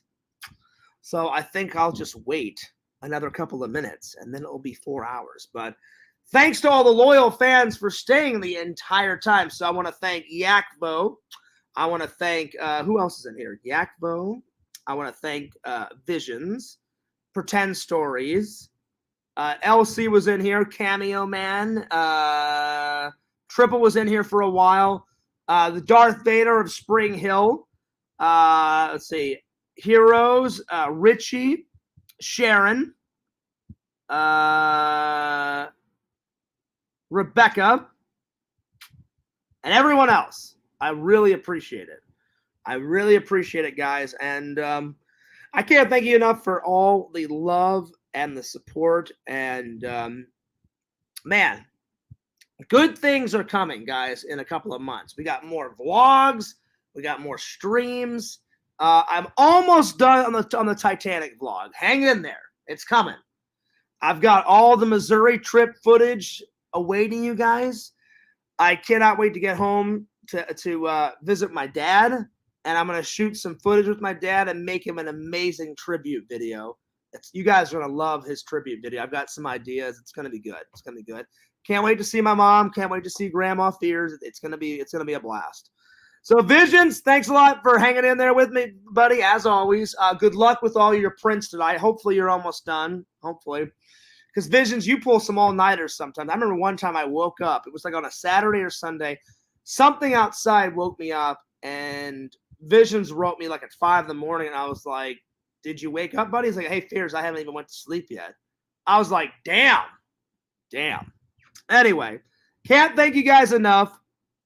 Anyway, Randall says people are turning into zombies, right, Randall? Anyway, I'm gonna go, but I can't thank you guys enough. And don't forget to like, comment, subscribe to FearsMan26 and Fears Vlogs. Check Fears out on the old TikTokage. That's right. If you haven't followed me, follow me on TikTok. Follow my friend Randall at CameoMan2021 and the mayor of O'Magic. Follow Pixel, Lord of the Pylons. That's right. Follow Yakovich on Spotify. Follow the Sega Camp Gamer and Werecamp on Twitch. Follow Rezi on Twitch. Follow Visions, Lord Visions at www.exhumvisions.com. Why? Because Visions is my buddy, my pal, and he makes epic products, and you should go check out his website and buy some epic products because Visions is a cool, epic motherfucker. That's right. And Vision said, I literally just finished that last one. Good stream, Fears. Well, thanks, buddy. I appreciate that. And I'm going to wait a couple more seconds, and then it'll be 4 hours. So there it is. Anyway, thanks so much to all you loving and loyal fans. You guys are the best. Fears loves you. Fears cares about you. And this is Fears signing off. Peace, deuces, and I'm out.